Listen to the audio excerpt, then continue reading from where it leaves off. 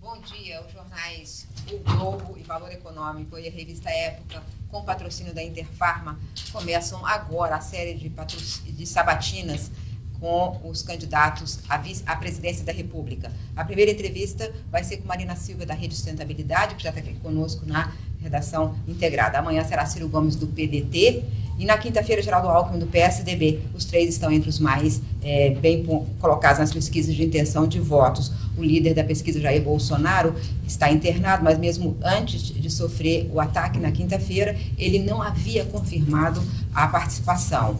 O PT ainda não oficializou a chapa, deve fazer talvez isso hoje, depois da impugnação do candidato, da candidatura do ex-presidente Lula. As entrevistas terão 2 horas de duração e serão transmitidas ao vivo nos sites e páginas do Facebook das publicações. Participarão dessa entrevista os colunistas Merval Pereira, Lauro Jardim, Anselmo Góes, Bernardo Melo Franco e a diretora de redação da revista Época, Daniela Pinheiro.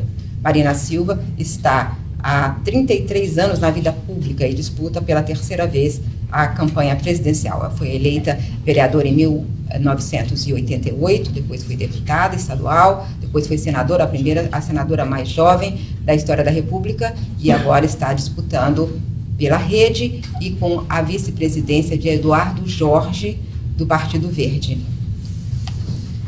Candidata, obrigada por estar aqui com a gente. E eu vou fazer a primeira pergunta, é a seguinte. Bom, a pesquisa de ontem da Datafolha não saiu favorável à senhora. A senhora caiu de 16% para 11% nas intenções de voto. E como é que a senhora avalia esse momento da campanha? Eu vou dizer o que eu venho dizendo desde o início. A pesquisa é o retrato de um momento e as candidaturas têm que fazer o debate, participar do processo político, apresentar suas propostas. Eu continuo fazendo o meu trabalho. Ontem eu estive no estado da Bahia, fui muito bem recebida pelos baianos. Aliás, na Bahia eu estou em primeiro lugar, mas vamos continuar trabalhando muito. É um balde de água fria? Olha, quando as pesquisas se colocavam favorável, eu sempre dizia a mesma coisa. E como não eram feitas muitas análises quando elas eram favoráveis, então não dá nem para saber se é frio ou se é quente. O importante é a gente continuar fazendo o trabalho da gente. Até rimou. Fiquem à vontade aí e vamos fazendo a entrevista. Candidato, com relação a essa pesquisa ainda, a senhora acha que o fato de a rede não ter uma ampla coligação, ter pouco tempo de televisão, faz com que isso aconteça? Acho que a questão do tempo de televisão é uma coisa que tem um peso, sim. Imagina, tem algumas candidaturas que têm um tempo enorme. Agora, não fazer as alianças é uma escolha. E a escolha tem a ver com coerência. Eu sempre digo que eu quero ganhar ganhando, eu não quero ganhar perdendo. Fica muito difícil você dizer, eu vou ser tolerância zero com a corrupção e ter pelo menos 500 anos de lava-jato em cima do palanque. Então, é uma escolha que eu fiz, a escolha de não fazer alianças incoerentes e dialogar com a população, de que os que criaram o problema não vão resolver o problema. É a minha jornada desde 2010, de que a gente precisa quebrar a polarização, de que a postura do cidadão é que tem que vencer as velhas estruturas, porque é só assim que a gente vai fazer a mudança. A gente precisa mudar o Brasil, um país que tem um desempenho na educação, em que de cada 10 jovens que fazem o ensino médio, só 3 conseguem alguma proeficiência em língua portuguesa e matemática, esse país não vai a lugar nenhum. E quando a gente pensa que os dados oficiais dizem que só pela corrupção a gente já teve o equivalente ao que se gasta com a educação, a gente tem um caminho a perseguir. Uma nova governabilidade, uma nova forma de priorizar os investimentos e combater corrupção para que o país possa recuperar a credibilidade, possibilidade de resolver o problema da educação, da segurança, da saúde, do desemprego. Deputada, a senhora disse que não fazer as alianças foi uma escolha, mas quem acompanhou o processo eleitoral viu que a senhora tentou fazer uma série de alianças que não se concretizaram. Eu cito, por exemplo, o caso do PPS, que já apoiou em 2014, o caso do PSB, ao qual a senhora foi filiada também nessa última eleição. E a gente, conversando com os políticos desses partidos, sempre ouvia a seguinte questão: eles achavam que a senhora não seria competitiva em 2018, que a senhora talvez não tivesse viabilidade eleitoral. A que a senhora atribui essa fuga dos seus antigos aliados? Bem, primeiro, essas pessoas, de fato, eu dialoguei, Bernardo, mas isso não tem nada a ver com incoerência. Eu sempre dizia que gostaria de fazer as minhas alianças com o campo histórico de 2014. Então, era inteiramente coerente o movimento que eu estava fazendo para podermos continuar o projeto de 2014. Mas, na democracia, as pessoas fazem suas escolhas. E, infelizmente, hoje no Brasil, essa questão de ser competitivo tem muito a ver com isso que já foi dito aqui. São as estruturas, é o dinheiro, a possibilidade de ter marqueteiro. Não é a intenção de voto, porque na largada a gente até tem uma boa intenção de voto. Mas como há uma visão de que o mais importante é ter estrutura, às vezes as pessoas fazem esse tipo de cálculo. Eu vou continuar apostando na postura do brasileiro, que quer mudança, que quer transformar, que quer fazer diferente. Então, esse é o caminho. E, obviamente, que eu não acho que não seja competitivo. Eu acho que essa é a única esperança de mudar de face do Brasil. Candidato, deixa eu só... A senhora, desde 2010, tem dito que, a propósito de não ter alianças e tal, que vai governar com os melhores do PMDB, com os melhores do PT, com os melhores do PSOL, dos movimentos sociais. A senhora podia, nesse momento, nomear quem são esses melhores, quem são essas pessoas do PMDB que a senhora, ou do MDB, que a senhora governaria ou chamaria para o governo, ou do PSOL, ou dos movimentos sociais? Eu parto do princípio de que nem todas as pessoas se corromperam, nem todas as pessoas elas entraram nessa lógica perversa do poder pelo poder, do dinheiro pelo dinheiro. Tem muita gente que continua coerente. E eu, graças a Deus, nunca faço política de terra arrasada. Eu procuro sempre dizer que as coisas boas eu vou preservar, as coisas erradas eu vou corrigir e as que ainda não foram feitas eu vou começar. Por exemplo, para chegar na tua pergunta que você fez muito diretamente, eu digo que vou recuperar o Plano Real, né? Digo que vou manter o Bolsa Família e digo que vou criar um novo ciclo de prosperidade juntando meio ambiente e desenvolvimento econômico, que eu acho que é a contribuição do século XXI. Quando eu penso na recuperação do Plano Real, eu sei que existem muitas pessoas do PSDB que estão comprometidas, economistas que continuam dialogando conosco, certo? Mesmo estando em outro projeto político. Aliás, eu tenho a felicidade de ter comigo um dos idealizadores do Plano Real. E não tenho nenhum preconceito com legados. Eu tenho que combater mal feitos. A senhora está falando do André, né? Do André Lara Rezende, obrigada. E em relação aos demais partidos, eu fico pensando, uma pessoa como o Suplicy, se ele ganhar para o Senado em São Paulo, eu tenho certeza que o Suplicy não vai sabotar o meu governo. O Carlos Bezerra, do PSDB de São Paulo, se ganhar, eu tenho certeza que não vai sabotar o meu governo. Conheço inúmeras pessoas de bem em todos os partidos e essas pessoas ficam sempre no banco de reserva, porque a lógica é a lógica da cultura do Centrão, é a lógica do lado mais perverso do PMDB, mas existem pessoas muito boas. Eu não estou hoje na aliança com o Sartori, do Rio Grande do Sul, mas o Sartori é um homem de bem, o Pedro Simão está me ajudando. Eu tenho bons exemplos. Até na campanha de 2010, o Plínio de Arruda Sampaio dizia que eu tinha síndrome de Poliana, porque eu sempre prefiro falar das coisas boas do que ficar satanizando as coisas ruins dos demais. Talvez isso seja um problema, mas é assim que eu aprendi a fazer política para unir, para construir. Eu vejo muita gente que na hora da eleição faz qualquer coisa para ganhar. O presidente Dilma até disse que se juntava com o diabo. O problema é se separar dele depois que ganha. Então, eu prefiro já ir fazendo a invocação das forças do bem. Candidato, a senhora citou pessoas de bem. E citou pessoas de bem, mas elas não estão acompanhando a senhora. Quer dizer, a sua caminhada parece um pouco solitária, entendeu? Essas pessoas de bem, ele fala do Suplicy, mas ele está apoiando outro candidato.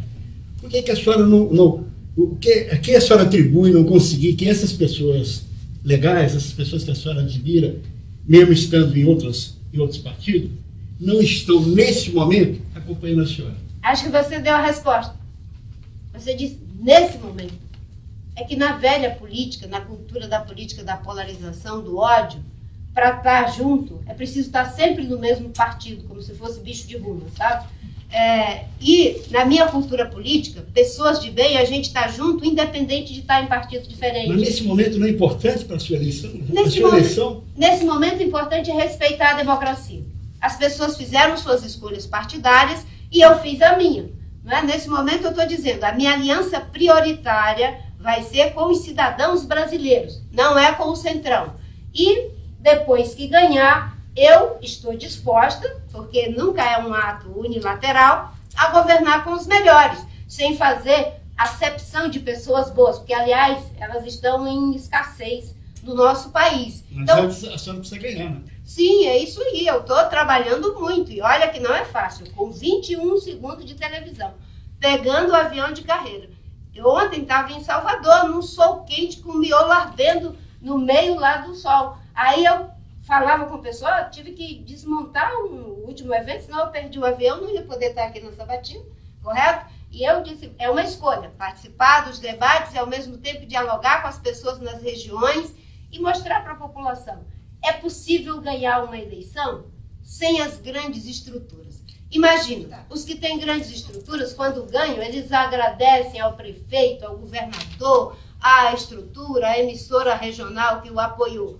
Eu, se ganhar, eu vou agradecer ao povo brasileiro, porque ele é que conseguiu ganhar uma eleição para uma pessoa com 20 segundos de televisão.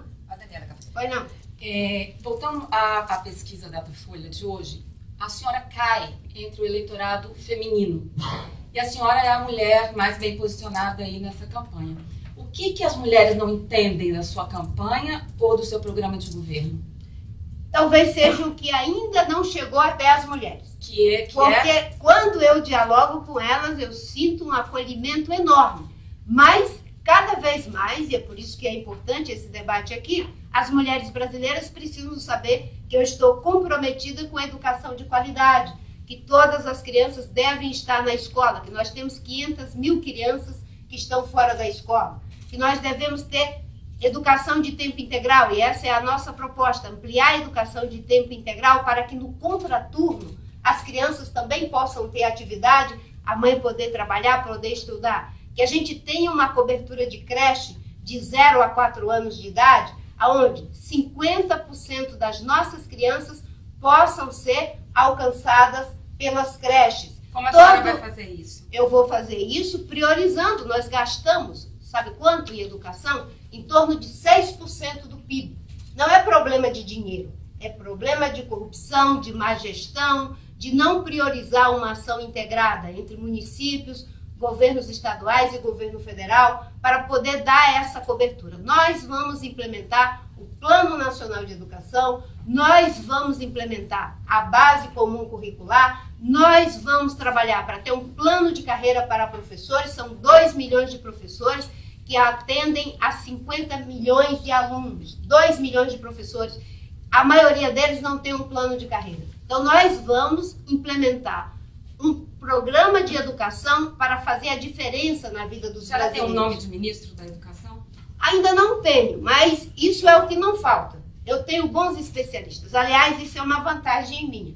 Né? Eu tenho um dos idealizadores do Plano Real, tenho um dos idealizadores do Sistema Único de Saúde que aprovou os genéricos, que foi o Eduardo Jorge, que é meu vice, e que está coordenando a parte de saúde. Aliás, esse é um tema importante para as mulheres, elas priorizam a saúde, depois a gente pode falar disso, e tenho a felicidade de ter o Ricardo Paes de Barros, que é uma das pessoas que mais tem dedicado o seu trabalho, a sua capacidade investigativa e de formulação para resolver problemas sociais. E hoje ele foca em educação, educação de qualidade. O que ele diz em relação à educação? É preciso ter um país em que todos tenham a possibilidade de desenvolver suas habilidades. É preciso ter um país que dê condição a que as pessoas possam escolher desenvolver essas habilidades.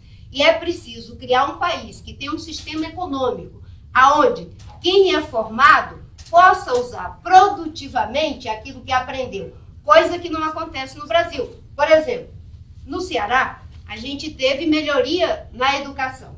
Agora, com a mudança da metodologia, tem uma diferença. Mas vamos ser honestos, para o método que tínhamos, tinha um avanço na área de educação. Veio agora um dado de realidade, que foi até discutido por vocês, numa das sabatinas, que é o aumento da violência em Fortaleza. Qual será a explicação para isso, além da exportação do crime organizado dos grandes centros, principalmente de São Paulo, o PCC, para o país inteiro? É o fato de que as pessoas, mesmo formadas, elas não têm aonde empregar as habilidades que aprenderam. Por isso que nós vamos criar um novo ciclo de prosperidade. O Nordeste brasileiro, o turismo, a economia sustentável, com geração de energia eólica, com geração distribuída. A gente vai falar de todos esses pontos aí, mas só para organizar um pouquinho. Não, mas está organizado. Eu estou gostando da pergunta. Porque depois a gente vai desdobrar a saúde, a educação, a energia e tal. E acho que essa primeira rodada, acho que todas as perguntas tinham a mesma dúvida. Como é que a senhora vai governar? A senhora estava dizendo, olha, agora é a coligação eleitoral. Mas depois terá que fazer uma coalizão mesmo, senão não governa. A senhora fala assim, eu vou fazer o presidencialismo de proposição. É uma palavra, mas acontece que para governar mesmo precisa fazer uma coalizão. Né? E aí, mesmo escolhendo alguns nos partidos, é preciso de negociar com as estruturas partidárias, é inevitável. Então, nesse contexto, quando for negociar uma coalizão, o que a senhora está disposta a ceder e o que não vai ceder? Porque coalizão é assim, a gente tem que ceder. Né? Tem que negociar, tem que ceder numa parte e tem que saber o que não vai ceder. Então, ao construir, se a senhora passar por esse teste das urnas e for governar o Brasil, essa é a nossa dúvida, como é que a senhora vai conseguir construir essa coalizão? Se ficar muito ligado nas suas propostas e não fizer uma negociação de outras propostas de outros partidos. Eu vou começar por uma palavrinha que você falou. O que está disposto a negociar, ceder ou não ceder? Não se pode negociar e nem ceder princípios. O princípio de que não pode haver toma lá da cá, esse é inegociável. Porque é isso que tem que acabar no Brasil. E acabar com essa lógica de que é assim mesmo, não tem como ser diferente. Eu fico imaginando. Eu acho que olhando aqui, com exceção do Bernardo, né? Que vamos... Bem, não quero ser deselegante aqui. Mas a maioria de nós resistiu bravamente à ditadura militar. Aquela conta de Bernardo e Daniela fora. Pra mim foi péssimo. Não. É por isso que eu disse, não quero ser deselegante aqui, nesse campo, né? Mas aqui vamos ser realistas. Enfim, na época da ditadura militar, todos nós que resistimos, e na época eu tinha o quê? 26, 24, 25 anos, né? Se alguém dissesse, olha, não tem como de fato mudar isso, é assim mesmo. O cara chega e pega a peça de teatro, risca tudo, diz que aquilo não pode. Não tem como ser diferente. O cara liga para a redação e diz que não pode fazer crítica à ditadura militar. É assim mesmo. Imagina, até hoje seria ditadura. Não é assim mesmo, não vai ser assim mesmo. Nós vamos criar uma nova cultura política. Isso é inegociável. E se não for para ser assim, vai continuar como está, porque é isso que levou o Brasil para o fundo do poço. Mas é viável? Agora, é viável. Inegociável é uma palavra, mas é viável? É viável. Eu tenho que acreditar num Brasil honesto, competente, eficiente. Isso é que é viável. O que é inviável é o toma lá da cá. É a educação ir pelo ralo 6% do PIB em corrupção. Isso é inviável. O que é inviável é pegar 1 trilhão do BNDES para dar para os amigos do rei. E isso é inviável. Agora, por isso que eu digo que é presidencialismo de proposição. Qual é a mediação? Eu posso ter meu programa de governo, mas eu vou dialogar com a visão de país das outras pessoas. E naquilo que é possível fazer essa mediação, nós vamos fazer, assim que acontece nas democracias evoluídas. É por isso que eu chamo de presidencialismo de proposição. A diferença entre o de coalizão é porque eu estou nomeando antes. O de coalizão foi nomeado depois. Como diz o Lacan, o sentido aparece só depois. E a vantagem do Sérgio é que ele foi capaz de nomear algo que começou empiricamente, mas que não tinha um nome. Eu estou sugerindo que a gente construa algo diferente. Você está falando de Sérgio Abranches? É isso, Sérgio Abrantes, que vai lançar o livro, a Lília estava me dizendo ainda há pouco, né? Eu estou propondo algo diferente, e que não é nem um ineditismo. O Itamar, por exemplo, ele, em torno de um programa, conseguiu fazer uma aliança de partidos em torno do programa. A Angela Merkel fez isso agora para poder governar. E eu vou fazer isso para governar o Brasil. Até porque eu tenho a tranquilidade, Miriam, só finalizando aqui, de que eu sou a pessoa mais talhada para unir o Brasil. Sabe por quê? Porque eu vou acabar com a reeleição. Eu só vou ter 4 anos. Eu quero fazer uma transição para o Brasil. Eu não tenho preconceito com o legado de PT, de PSDB, de ninguém. Eu quero é que o Brasil possa mudar a chave, ter métrica, mas também ter ética. Eu queria voltar à pesquisa só para jogar para o futuro.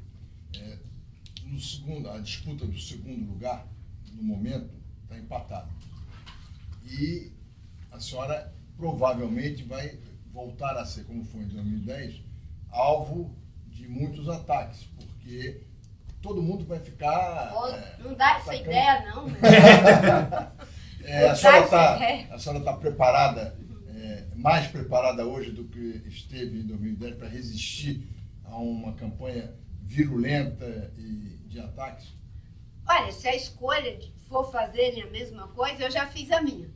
Eu vou fazer uma campanha limpa, sem agressão, discutindo com as pessoas.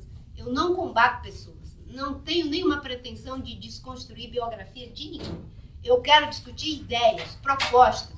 Não é? Como é que a gente faz para, num país com as vantagens comparativas que nós temos, com tanto sol, com tanto vento, a gente poder criar um novo ciclo de prosperidade com energia eólica, com energia solar. É isso que eu quero debater com os brasileiros. Eu vou fazer uma campanha literalmente oferecendo a outra face. Para a face do ódio eu tenho, graças a Deus, muito amor no coração. Candidata, eu vou tentar trocar de assunto para a economia, que aqui a política tem um domínio, a coalizão da política é muito grande. Então eu sou minoritária.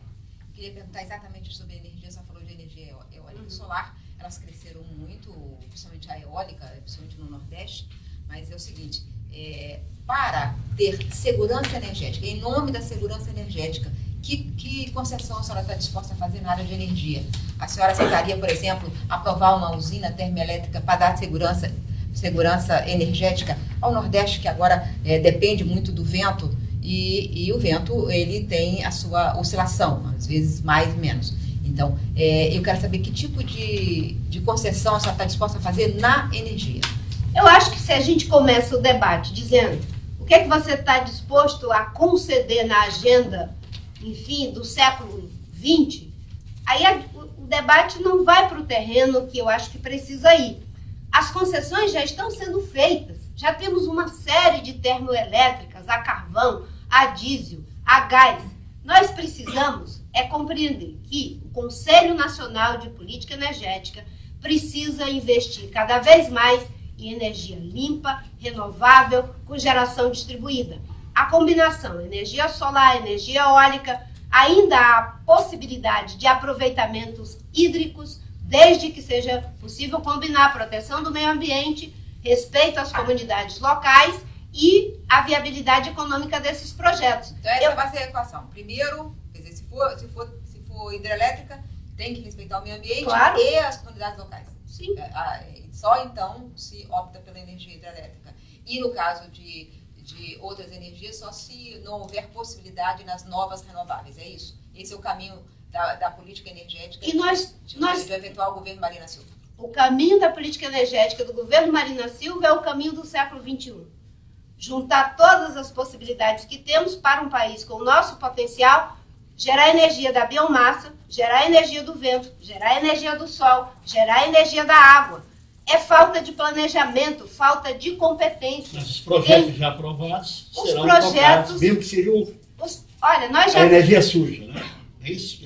Eu não sei por que a gente está reivindicando a energia ruim, se eu estou dizendo que nós temos possibilidade de fazer energia boa. E nós temos. Nós vamos colocar 1,5 milhão de placas solares no teto das casas para que as pessoas possam ter sua própria energia e ainda poder vender um pouco para o sistema e ganhar um dinheiro.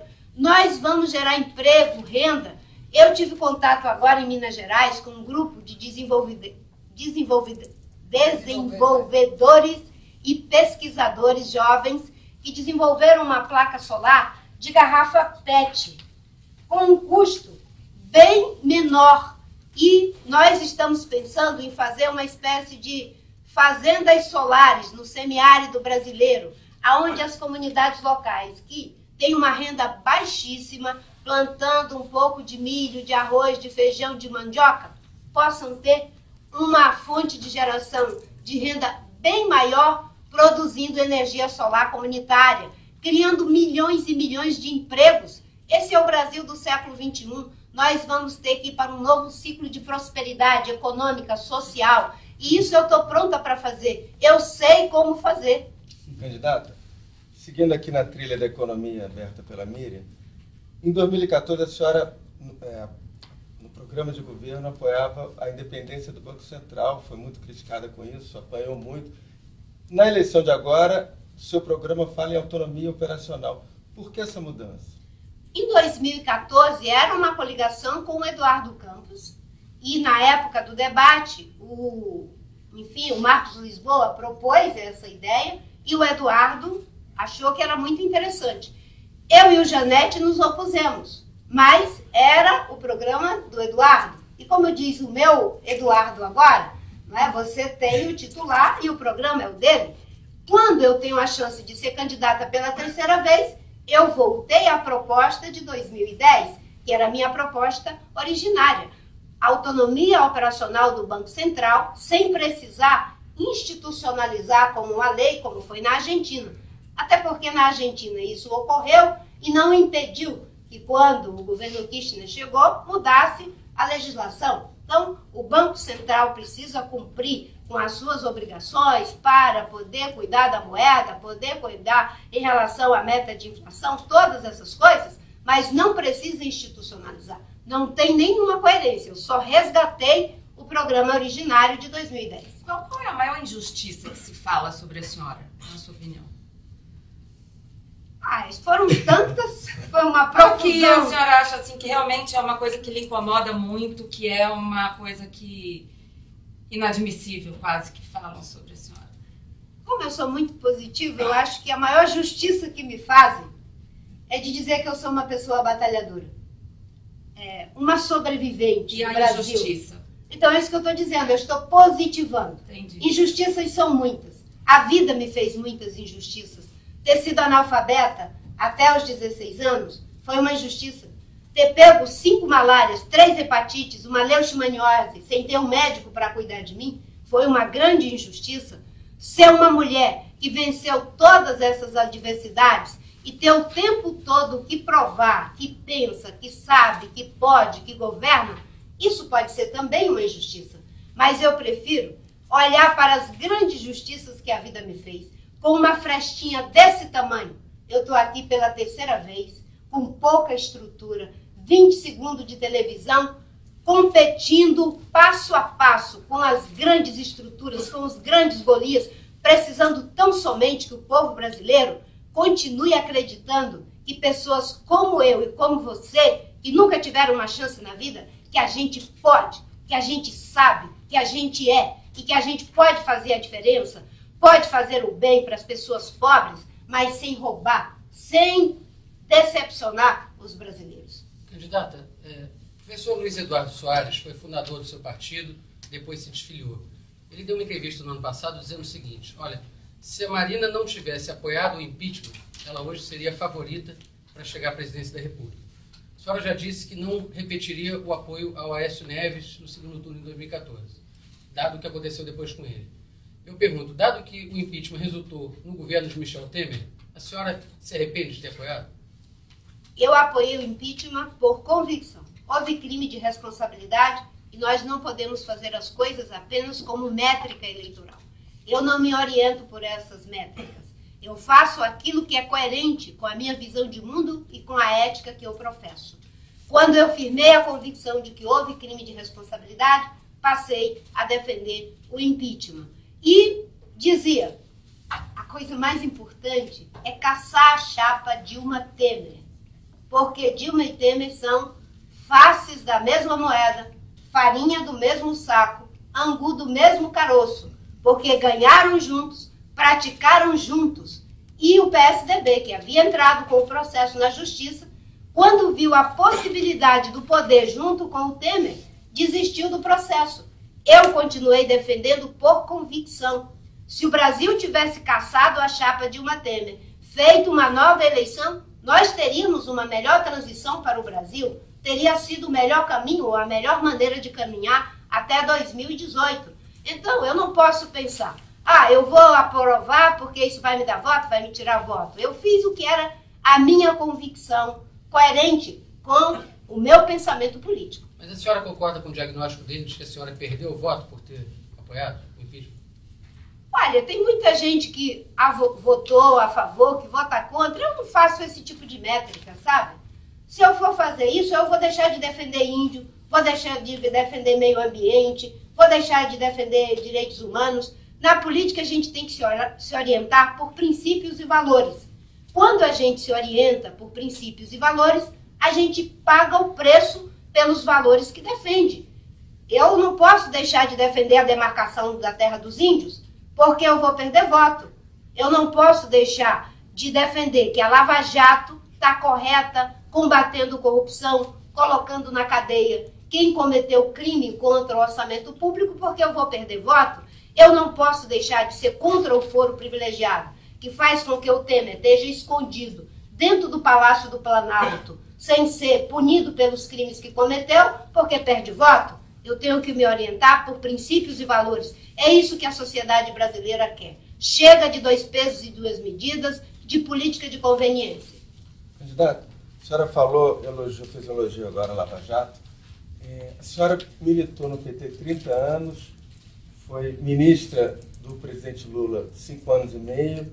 Depois desse processo todo, o presidente foi submetido, julgado e hoje está preso. A senhora diria com tranquilidade que considera o ex-presidente um corrupto? Ele está sendo punido por graves crimes de corrupção. Mas a senhora considera o presidente Lula corrupto? Sim, ele está sendo punido por crimes de corrupção.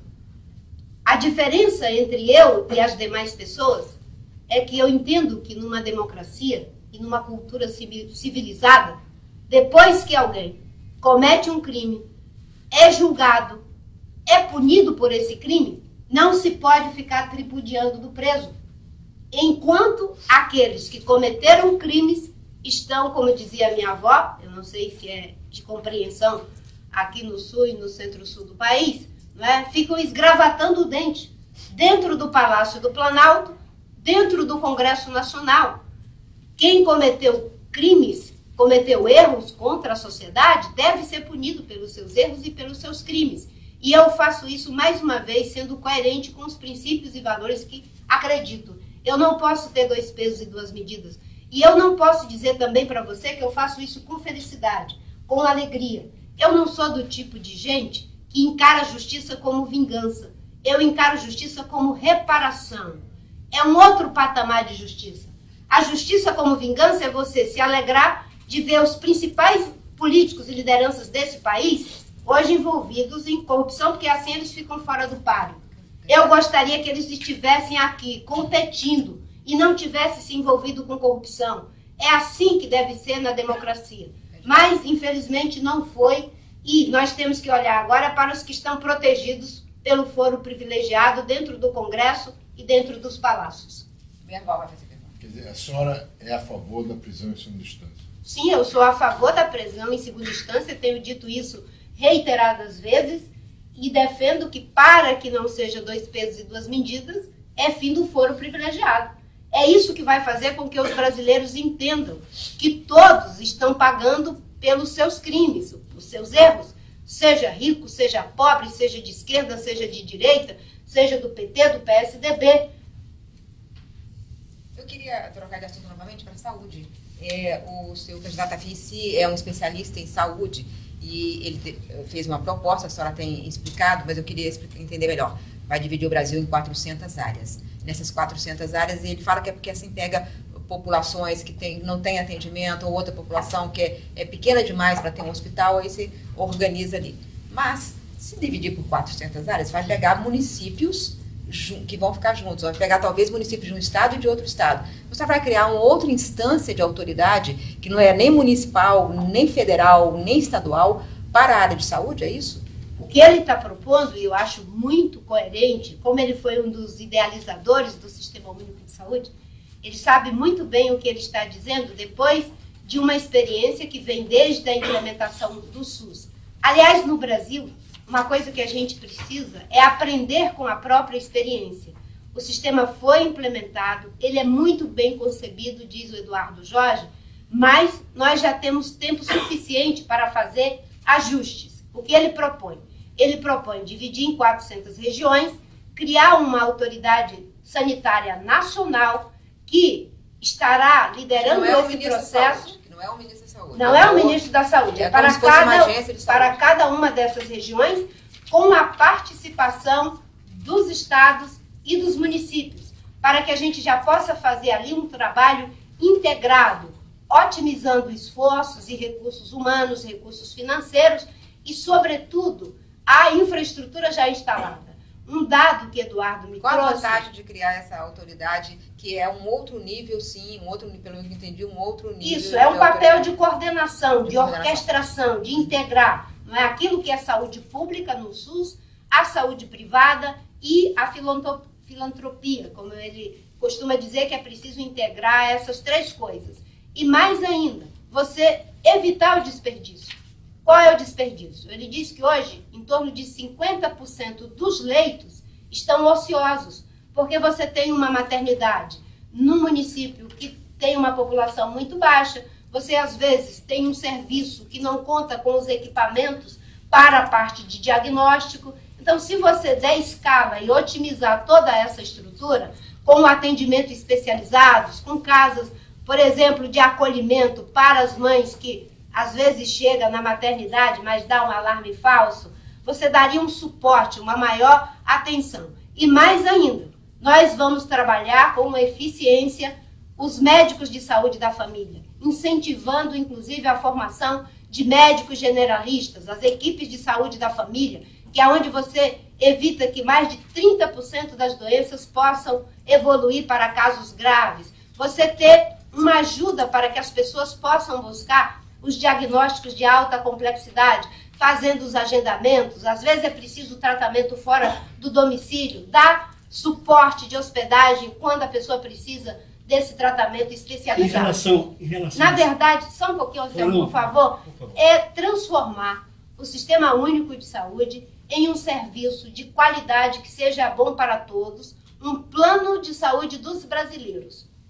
Pois é, em relação ao plano de saúde, na verdade, em relação à saúde privada. Eu queria ouvir a sua opinião sobre esse tema, que nos últimos anos ganhou uma certa dramaticidade, né? Quer dizer, você tem reajustes de plano de saúde no Brasil acima de 10% ano, ou seja, acima da inflação e provavelmente acima da média dos reajustes salariais desse país. E virou uma coisa meio dramática. Eu quero complementar a pergunta, porque tem um conflito nesse momento. A agência apoia as empresas que querem que seja mais bem remunerado, né? Porque diz que os custos ficaram mais altos, né? É verdade. Mas as pessoas não conseguem pagar. Então a classe média está abandonando os planos. Então, nesse conflito, que mediação o governo Marina faria? Nós trabalhamos com a ideia de que precisa sim ter um sistema complementar de saúde à saúde privada. Só que como não funciona o SUS, nós temos um sistema que está colapsado e hoje virou terra de ninguém. Nós vamos organizar para que as pessoas, tendo uma boa saúde de qualidade no serviço público, os planos de saúde terão que também se ajustar. Por quê? A saúde pública de qualidade, ela cria uma métrica, ela cria uma base de referência, inclusive para o atendimento privado.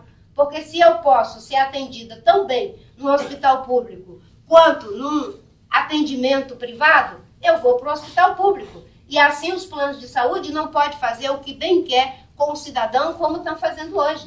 Então, a senhora abriria esse mercado? Porque o mercado tem reserva de mercado para plano de saúde só no Brasil. O mercado já está colocado para os planos de saúde. O que está faltando é o suprimento da saúde de qualidade, o atendimento da saúde de qualidade por parte do Estado. E isso nós vamos fazer. Eu conversei um dia desses com uma autoridade médica do Sírio-Libanês e ele disse, olha, a presença do nosso hospital em algumas regiões, ele cria um padrão de qualidade que passa a ser referência para todos os outros agentes privados. Eu achei muito interessante, eu pensei, isso tem que ser o padrão colocado pelo Sistema Único de Saúde. A escolha de colocar uma pessoa num hospital privado ou público tem que ser sua. A escolha de colocar uma criança numa escola pública ou privada tem que ser sua. Porque você diz, a escola pública é tão boa quanto a privada, mas eu quero pagar para o meu filho ter uma educação numa outra escola. Esse é o padrão que nós estamos comprometidos. Educação de qualidade, saúde de qualidade e para todos. A senhora considera tratar o aborto e as drogas como uma questão de saúde pública? Precisamos fazer o debate. Eu sou contra a liberação das drogas, sou contra o aborto. O que nós queremos como resultado é que a gente não tenha tanta violência em função do tráfico de drogas, que a gente não tenha tantas pessoas com dependência química em relação ao tráfico de drogas. Qual é a melhor política para isso? É descriminalização das drogas, a liberação das drogas? Existem partidos que já têm um acúmulo maior, como é o caso do PSDB, em que o presidente Fernando Henrique defende a descriminalização das drogas. Ele fez esse debate, acho que o PSDB já internalizou esse debate, mas no meu caso, eu não acredito que ele já foi feito como deveria. Por isso que eu defendo que para esses casos, a gente tenha que fazer o plebiscito, debatendo com a sociedade. Mas não é o debate cego, satanizando quem é contra, nem quem é a favor. É a gente entrando no mérito, o que é mais eficiente. Em relação ao aborto, eu sou contra. Já existe o aborto hoje, de acordo com a lei, para crianças que podem nascer sem o cérebro, para mães que têm risco para a sua vida e nos casos de estupro. O que eu tenho dito é, se for para ir além disso, que seja pelo plebiscito. A senhora fala muito em fazer debate. Aí vou mudando um pouco de assunto aí para a reforma da Previdência, né? A senhora vai ter tempo, em 4 anos, a senhora não quer pleitear uma reeleição. Vai ter tempo para fazer esses debates todos, tanto na questão do aborto, mas também, e aí eu quero ver sua opinião de novo, sobre a reforma da Previdência. Eu vou voltar para o tema do aborto só para fechar. O presidente da República não convoca plebiscito. Eu não estou propondo que eu vou convocar o plebiscito. O que eu estou dizendo é, se for para ir além que os 500 deputados não queiram substituir 200 milhões de brasileiros num tema tão complexo como esse. É assim que é feito na maioria dos países das democracias evoluídas. E a mesma coisa em relação às drogas. Ninguém defende que o aborto seja um método contraceptivo. O que nós queremos é que nenhuma mulher tenha gravidez indesejada. Vamos apostar em saúde pública, planejamento familiar, para que ninguém precise abortar. E vamos debater com a sociedade se tiver que ampliar. Não é o Congresso. E quem convoca o plebiscito também é o Congresso, não é o Executivo. E a questão que você levantou? Reforma da Previdência. Você falou dos debates. Dos debates. Não vamos debater esse assunto. É engraçado que está todo mundo assustado com um candidato que diz que vai fazer acontecer na base da força, na base do grito. Mas quando aparece alguém que diz que quer debater, que quer ouvir, parece que isso é estranho. Nós estamos criando uma cultura de não ter tolerância com o debate. É por isso que prospera a cultura do embate. Imagine o que é você fazer uma reforma da Previdência e dialogar só com os empresários. Uma reforma trabalhista, dialogando só com os empresários. Eu não tenho problema de dialogar com o empresário, com o trabalhador, com o especialista, é isso que eu vou fazer. E foi isso que eu fiz quando fui ministra. As coisas mais difíceis foram feitas na minha gestão e foi debatendo. E é engraçado que só prosperou porque teve debate. Eu imagino a transposição do São Francisco de cima para baixo, sem debate. Estavam tentando fazer, Merval, desde o Império. Nunca conseguiram. Sabe por que foi possível? Porque tinha alguém que não tem medo do debate. A hidrelétrica de Santo Antônio e Giral. Sabe por que foi possível? Porque não tivemos medo das audiências públicas. Depois que eu saí, mudaram as coisas E está lá, Rondônia pagando o preço altíssimo daquela visão errada de flexibilizar o que não pode ser flexibilizado. Candidata, a senhora fez uma referência a um candidato adversário seu que quer resolver as coisas na força. Imagino que a senhora esteja se referindo ao Jair Bolsonaro. Ele tem menos tempo de TV que a senhora, ele tem menos estrutura partidária que a senhora, ainda assim está liderando com folga essa disputa, está com 24%, mais que o dobro das suas intenções de voto. Queria saber a que a senhora atribui essa liderança tão folgada do Bolsonaro e como é que depois desse atentado da semana passada a senhora vai fazer a crítica a ele na campanha? Do mesmo jeito que sempre fiz, criticando as ideias. Graças a Deus que ele não morreu, graças a Deus que aquela pessoa não tinha uma arma de fogo. Imagine, se a proposta do Bolsonaro já tivesse aprovada, arma de fogo na mão de todo mundo, o que poderia ter acontecido com ele, com as pessoas que estavam ali ao lado dele. Graças a Deus que a proposta dele não foi aprovada para ele mesmo e para as pessoas que caminham com ele. Isso é uma demonstração concreta de que isso não funciona. O Bolsonaro estava com vários policiais federais armados, ele estava com PMs, ele tinha segurança pessoal, um contingente enorme. E isso não protegeu de uma faca na mão de uma pessoa que se aproximou dele e fez aquele ato inaceitável com a vida dele. Eu vou continuar criticando ideias. Eu não tenho problemas com pessoas. E, graças a Deus, não quero desconstruir biografias de pessoas. Eu debato ideias. Eu que vivi a injustiça de ser desconstruídas com mentiras, com calúnias. Aliás, isso é uma coisa interessante. A violência, ela começa em palavras. E a gente vai fazendo de conta que nada está acontecendo. Eu fui a vítima em 2014 da violência política, da mentira, da calúnia, da difamação. Agora, em 2018, ela vem de fato. Foi o assassinato da Marielle, foi os tiros na caravana e no acampamento do presidente Lula, foi essa faca agora contra o Bolsonaro. Se a gente continuar priorizando a cultura do embate, não do debate, a polarização em vez da solução negociada para os problemas, é isso que vai se aprofundar no Brasil. Eu não tenho nenhum problema em fazer críticas ao candidato Jair Bolsonaro. E se que Deus o livre tivesse acontecido algo mais trágico, as ideias dele continuariam sendo criticadas.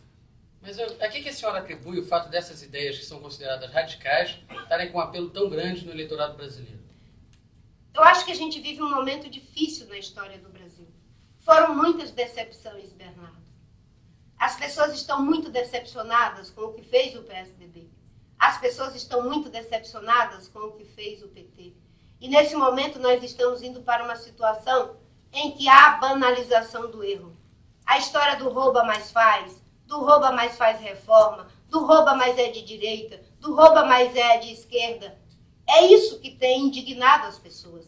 E nesses momentos, aqueles que aparecem com o discurso de incitar a violência, com o discurso aparentemente fácil de entregar, né, aquilo que as pessoas dizem, porque é muito difícil você mobilizar as pessoas para dizer: vamos ser razoáveis, vamos debater, vamos respeitar o outro, não vamos ficar mentindo. Eu não preciso ser inimiga do Ciro, do Alckmin, de quem quer que seja, porque eu estou disputando com eles. É difícil mobilizar para isso. Ou você mobiliza em cima do populismo de direita ou de esquerda, ou você vai para um discurso que é muito fácil fazer. Vamos juntar pessoas para ser contra alguma coisa. A minha vida toda foi trabalhando para juntar as pessoas para ser a favor, certo? Quando a vida foi muito difícil contra mim, eu sobrevivi, porque eu tive pessoas que se juntaram comigo para ser a favor da minha saúde, ser a favor da minha educação, ser a favor da minha participação no processo político. Eu sei que isso funciona. E é dessa forma que eu vou continuar fazendo. Não é fácil, porque se você chega num público ruralista, por exemplo, alguém diz assim: ah, mas precisa produzir e a senhora quer proteger as matas ciliares. Eu vou dizer: nós temos que produzir e proteger as matas ciliares, sem isso não vai ter água. Não é fácil dizer isso, porque tem gente que diz: não, vamos acabar com o IBAMA, vamos acabar com o Chico Mendes, Vamos acabar com o ICMBio? É muito fácil, mas como disse o Gilberto Gil, o povo sabe o que quer, mas também quer o que não sabe. O povo quer o que diz, mas também quer o que não diz. Porque o que não diz é o que é justo, é o que é certo, é o que é correto. E um político não pode cair de chofre em qualquer discurso para poder ganhar voto. Como professor, eu não faço qualquer discurso para os meus alunos. Eu faço o discurso que é certo. Como mãe, eu não faço qualquer discurso para os meus filhos. Eu faço o discurso que é certo. E na política você tem a obrigação de defender o que é justo, o que é certo. É muito fácil governar para os poderosos. Difícil é governar para os que precisam. Candidata, a senhora, assim como o candidato Bolsonaro, são evangélicos. Para quem não entende as múltiplas denominações da igreja evangélica, qual é a diferença entre a senhora como evangélica e ele? Do ponto de vista político, eu posso dizer. Do ponto de vista espiritual, esse julgamento tem alguém mais em cima que é quem pode fazer. Eu não tenho competência para julgar a fé de ninguém. Do ponto de vista político, o Bolsonaro tem uma visão de segurança que eu discordo radicalmente. Distribuir armas para a população não funciona. Inclusive, não funcionou para proteger a ele mesmo. A proposta do Bolsonaro não foi desmoralizada por um discurso. Foi desmoralizada por um ato. E não existe nada mais forte para desmoralizar qualquer que seja a palavra que não seja o ato. O ato desmoralizou a política de segurança do Bolsonaro. Ela não funciona. Não funcionou para ele, altamente protegido, altamente popular. Por que que vai funcionar para você, dona de casa, que sozinha, dentro da sua casa, com a sua família, não sabe atirar, vai se defender? Então, eu posso falar das nossas diferenças em termos políticos, em termos ideológicos, em termos até da nossa visão social. Eu sou a favor de demarcação de terra de índio. O Bolsonaro diz que com ele não terá mais nem 1 centímetro de terra indígena. Eu nunca vi alguém ganhar uma eleição dizendo que vai governar para os fortes. Eu sempre vi as pessoas dizendo que vai governar para ajudar os que não podem, os que não sabem, os que não têm, como dizia o Dom Mauro Morelli. Que é um preceito evangélico, não? Assim, como o voto evangélico é muito importante nessa eleição, a minha dúvida era essa, quer dizer, tem um discurso que parece que não casa com uma... Mas isso não tem a ver com o evangélico, tem a ver com a visão política das pessoas. Eu sou cristã evangélica, mas já fui católica. Eu sempre tive as mesmas posições que eu tenho hoje. Não existe nada na minha vida pública que ateste que eu sou contra o Estado laico, que eu tenha qualquer forma de preconceito contra quem quer que seja, pela cor, pela condição social, pela orientação sexual. Depois que eu virei cristã evangélica, as pessoas fazendo generalizações passaram a colocar esse tipo de dúvidas em relação à minha pessoa.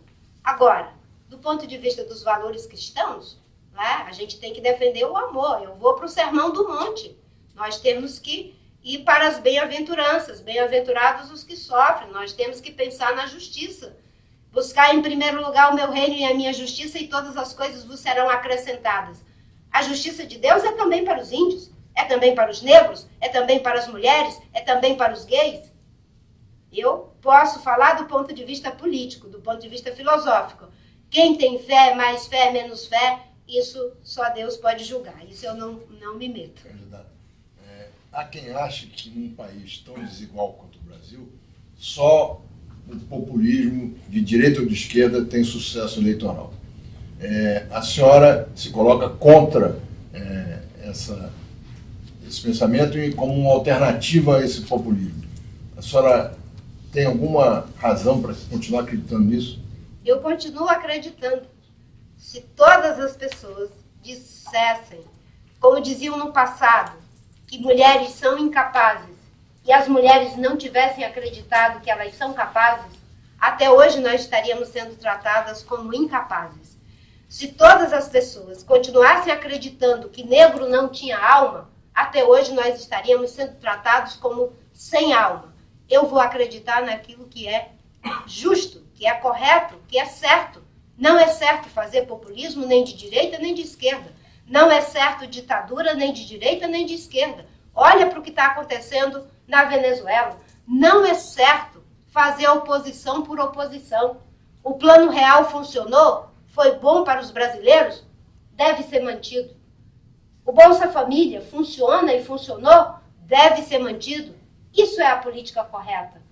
E é nisso que eu acredito, é por isso que eu estou aqui. Senão, nem ficaria perdendo tempo, né, andando de avião de carreira, acordando 4 horas da manhã para pegar voo mais barato. De jeito nenhum. Eu estou aqui porque eu acredito nisso e acho que o povo brasileiro está começando a acreditar.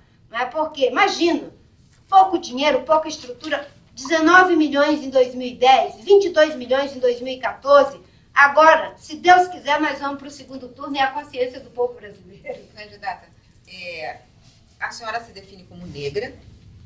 O Brasil teve uma política que houve muita polêmica na hora de ser adotada, e que foi adotada e resultou em tem bons resultados, que é a política de cotas.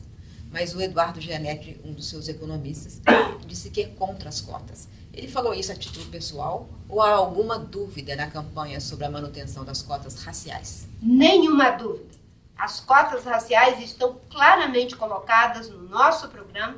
Eu fiz questão de firmar esse compromisso junto com o Frei Davi lá no Educafro, de que as cotas elas fazem uma reparação histórica, econômica, social, cultural para com os negros, que são mais da metade da população, e que ficaram à margem da educação, das oportunidades econômicas, sociais e culturais. A posição é pessoal do Eduardo. Eu tenho clareza de que as cotas são boas, importantes, devem ser mantidas e se deve dar suporte para os alunos das cotas poderem cada vez mais desempenharem, desenvolverem suas capacidades. Aliás, eles têm melhores resultados. Quando eles entram, existe uma diferença, sim, porque a vida que fez isso, a escola pública não funciona, mas quando eles estão lá dentro, eles conseguem melhor desempenho do que os alunos que entram pela fila normal. E eu sei disso, gente. Eu passei com uma nota 5,5. O que é o EJA hoje era o Mobral antigamente. Era a nota de corte no limite, 5,5. Quando eu entrei na escola, eu estudava até 2 horas da manhã, com uma vela acesa, porque a minha madre superiora não deixava a luz ficar acesa. Quando dava 8h30, tinha que apagar. Eu pegava, sentava no chão, botava os livros em cima da minha cama, acendia uma vela, pegava um despertador velho, enrolava num cobertor para não acordar as freiras, estudava até 2, 3 horas da manhã.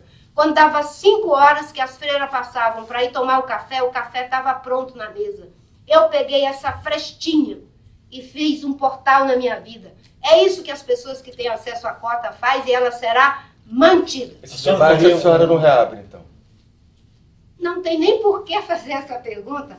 Está no meu programa, as cotas são mantidas e esse depoimento que eu dei aqui como mulher negra, pobre, dos seringais da Amazônia, que teve uma frestinha, eu quero transformar num portal, para que ninguém mais tenha que passar por no seu eventual governo, adotaria esse tipo de cotas?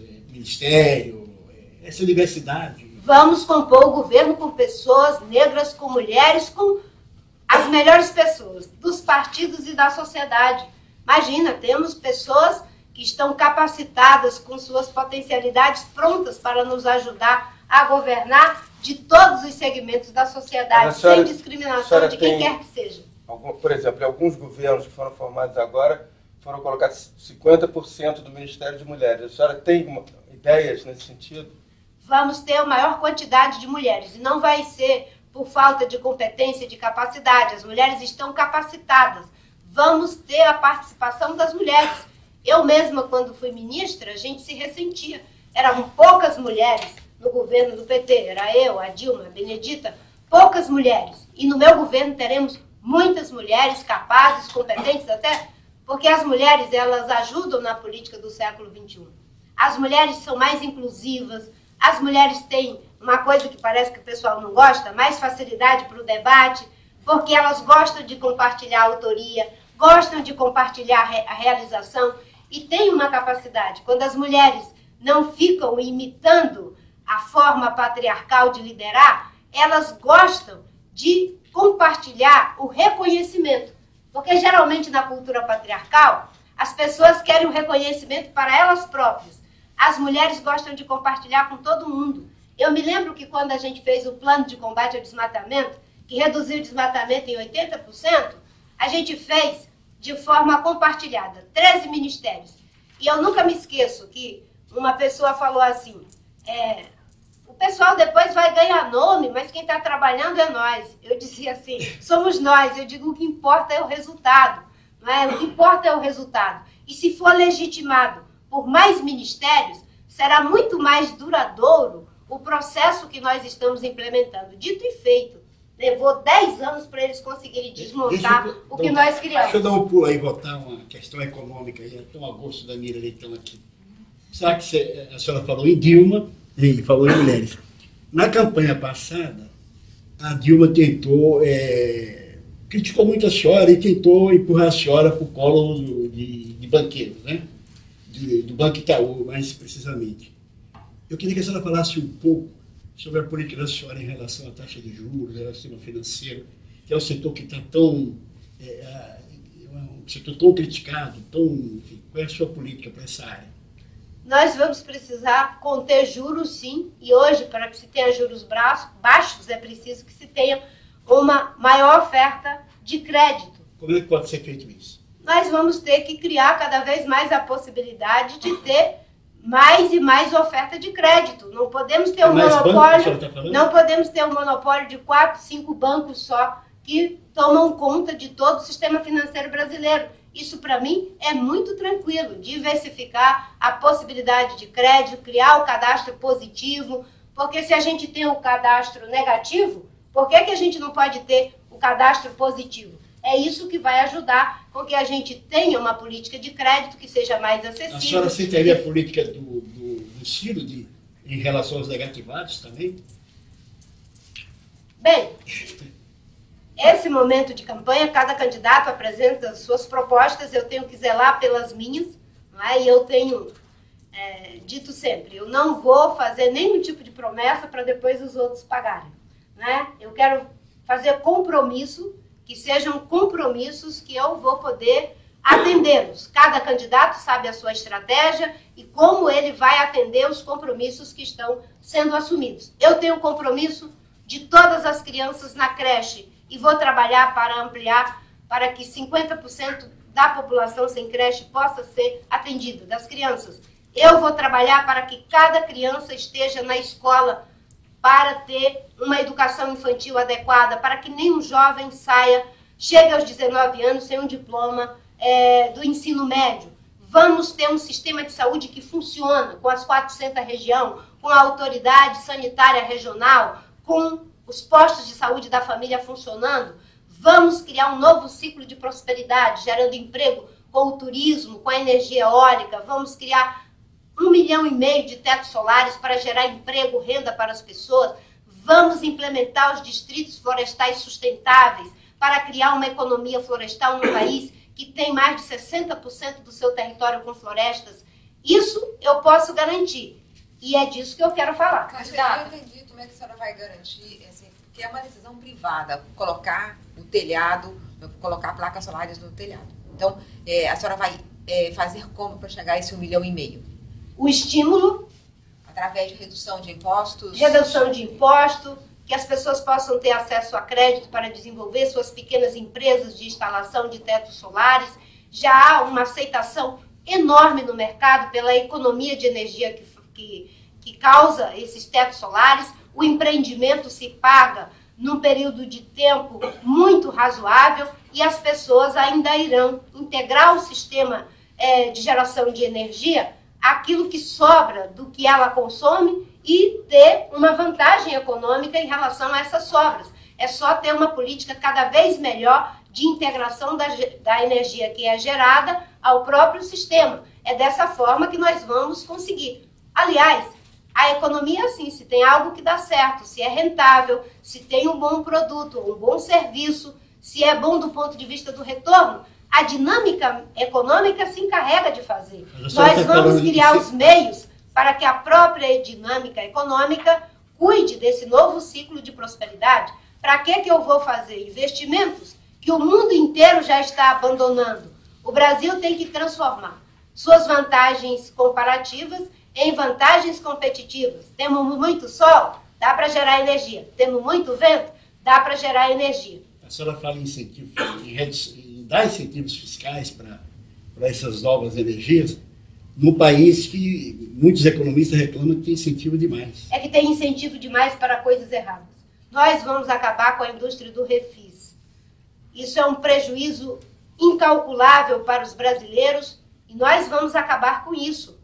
A iniciativa privada, às vezes, ela precisa de um apoio no início do processo, mas ela tem que se tornar competitiva, capaz de se firmar no processo econômico, no processo produtivo. Se ela depende ad infinito, para sempre, de subsídio, de concessões do governo, isso não é algo que seja rentável. As novas tecnologias estão aí para aumentar a produção por ganho de produtividade. Eu tive recentemente numa pequena fazenda em Goiás, na fazenda Santa Brígida, eles produziam uma saca de milho, 60 sacas de milho por hectare. Com as novas tecnologias da Embrapa, eles passaram a produzir 200 sacas de milho. Menos insumos, menos agrotóxicos, maior produtividade. É isso que eu vou fazer no Brasil, se Deus quiser, e vai gerar mais empregos, mais conhecimento, mais base tecnológica, mais pessoas, numa dinâmica que é sustentável.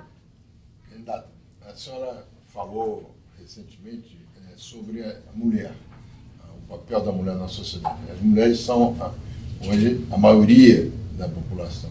E o Mauro Paulino, da Folha, diz que as mulheres custam mais a se decidir. São as que pensam mais, analisam mais e tal. A senhora, hoje, entre as mulheres, a senhora não é a mais votada.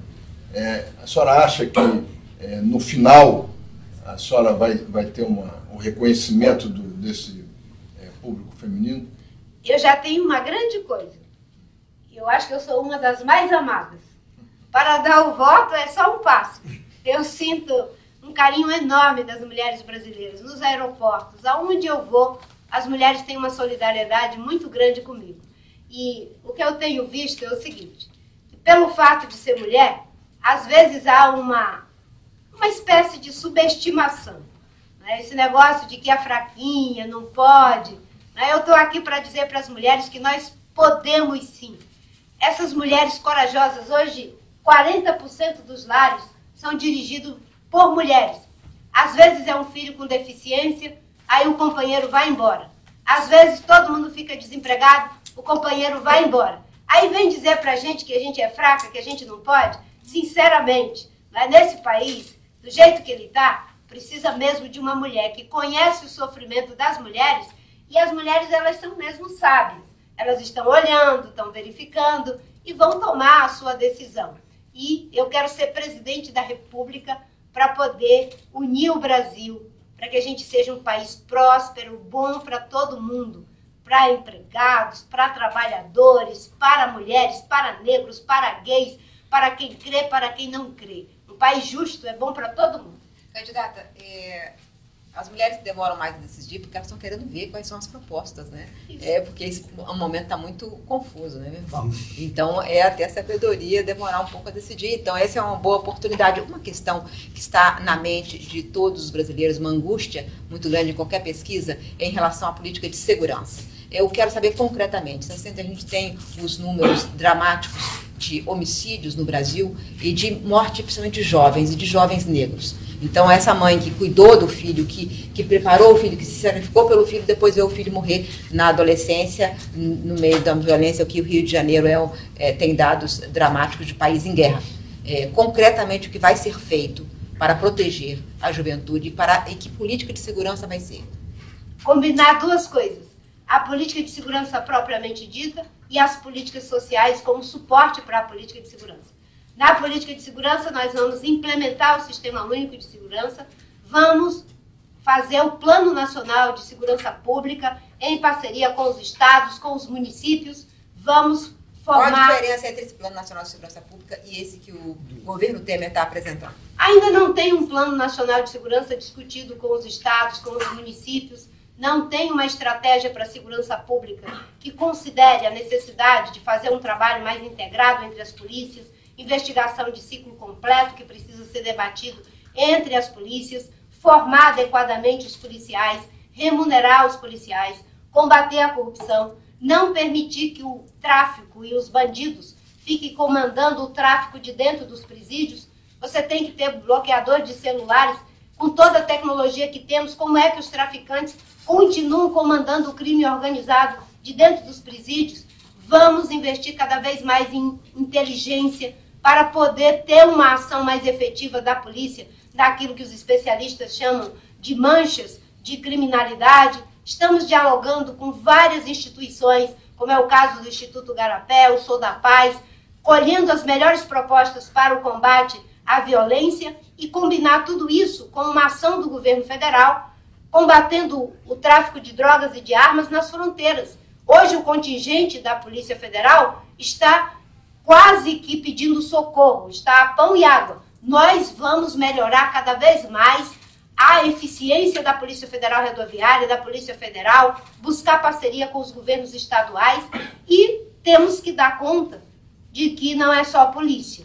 Se nós continuarmos com a educação que está aí, que os nossos jovens saem sem saber ler e interpretar um texto, se nós continuarmos sem ter uma política para a juventude, para o primeiro emprego, para que esses jovens possam ser disputados por um mercado de trabalho saudável, eles vão continuar sendo disputados pelo tráfico. Se nós continuarmos com uma situação em que as comunidades não veem a regularização urbana, o saneamento básico, o transporte digno, vai continuar. Então, investir no empreendedorismo comunitário, com crédito, microcrédito, assistência técnica.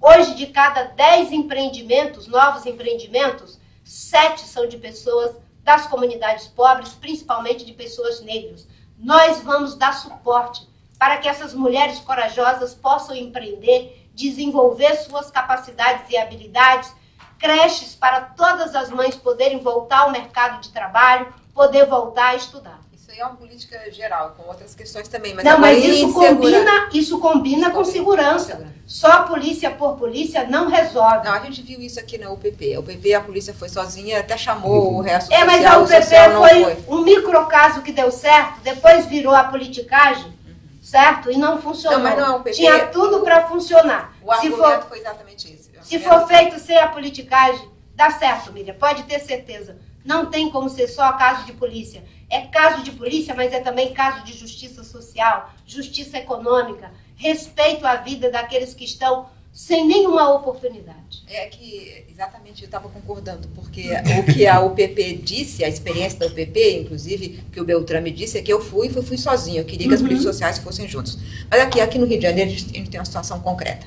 Tem 300 redutos eleitorais do tráfico no Rio de Janeiro, né? O que complica, o que reduz a democracia. Da milícia, do tráfico e da milícia. Como resolver uma coisa como essa sem o uso pesado da força? Olha, o Estado tem o monopólio da força. Ele não pode achar que a força vai pela força sem respeito às comunidades, sem olhar o que está pela frente. Acho que muitas vezes as pessoas querem que aqueles que defendem direitos humanos digam que não haverá força nenhuma.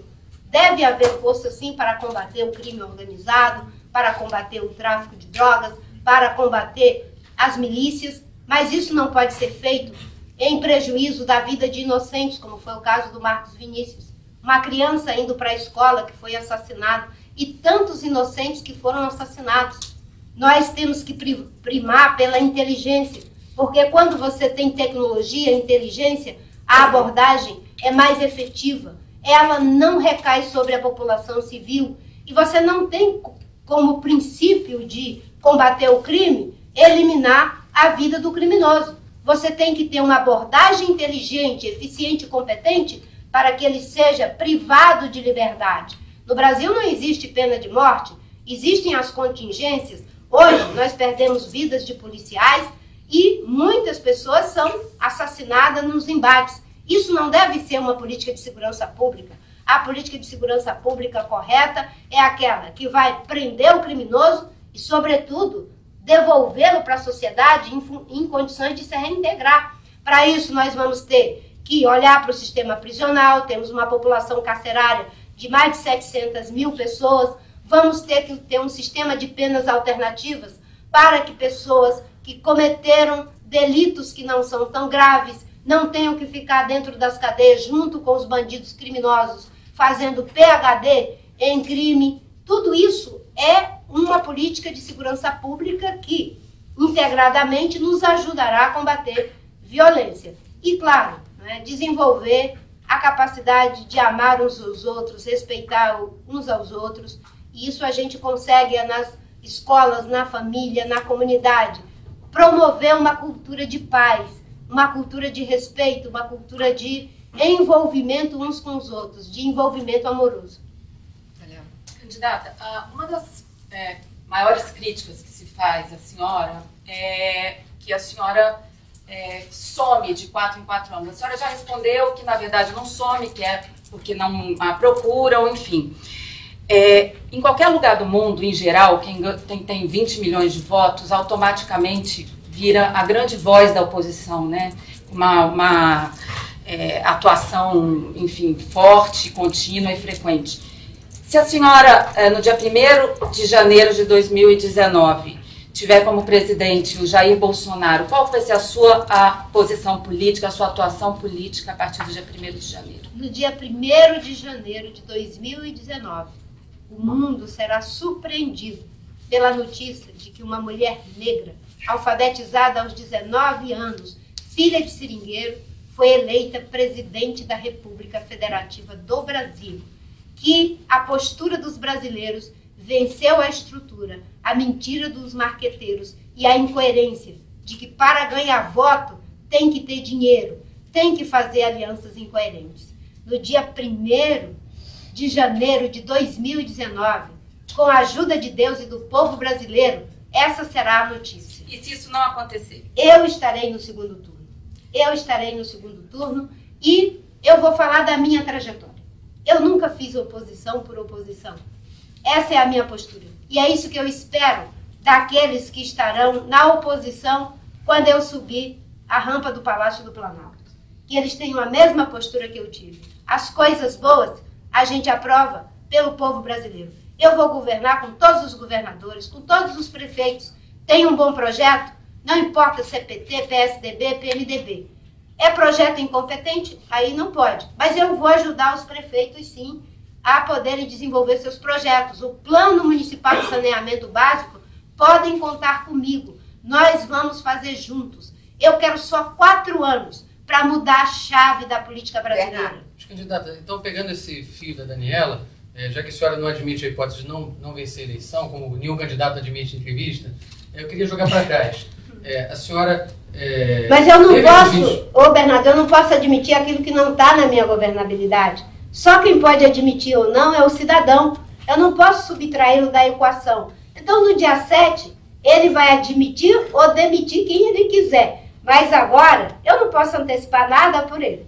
Tá certo, mas para trás o que aconteceu de fato foi que a senhora saiu com votações muito grandes, inclusive no caso de 2010 uma surpresa, né, dado que era a sua primeira tentativa, por um partido menor, etc.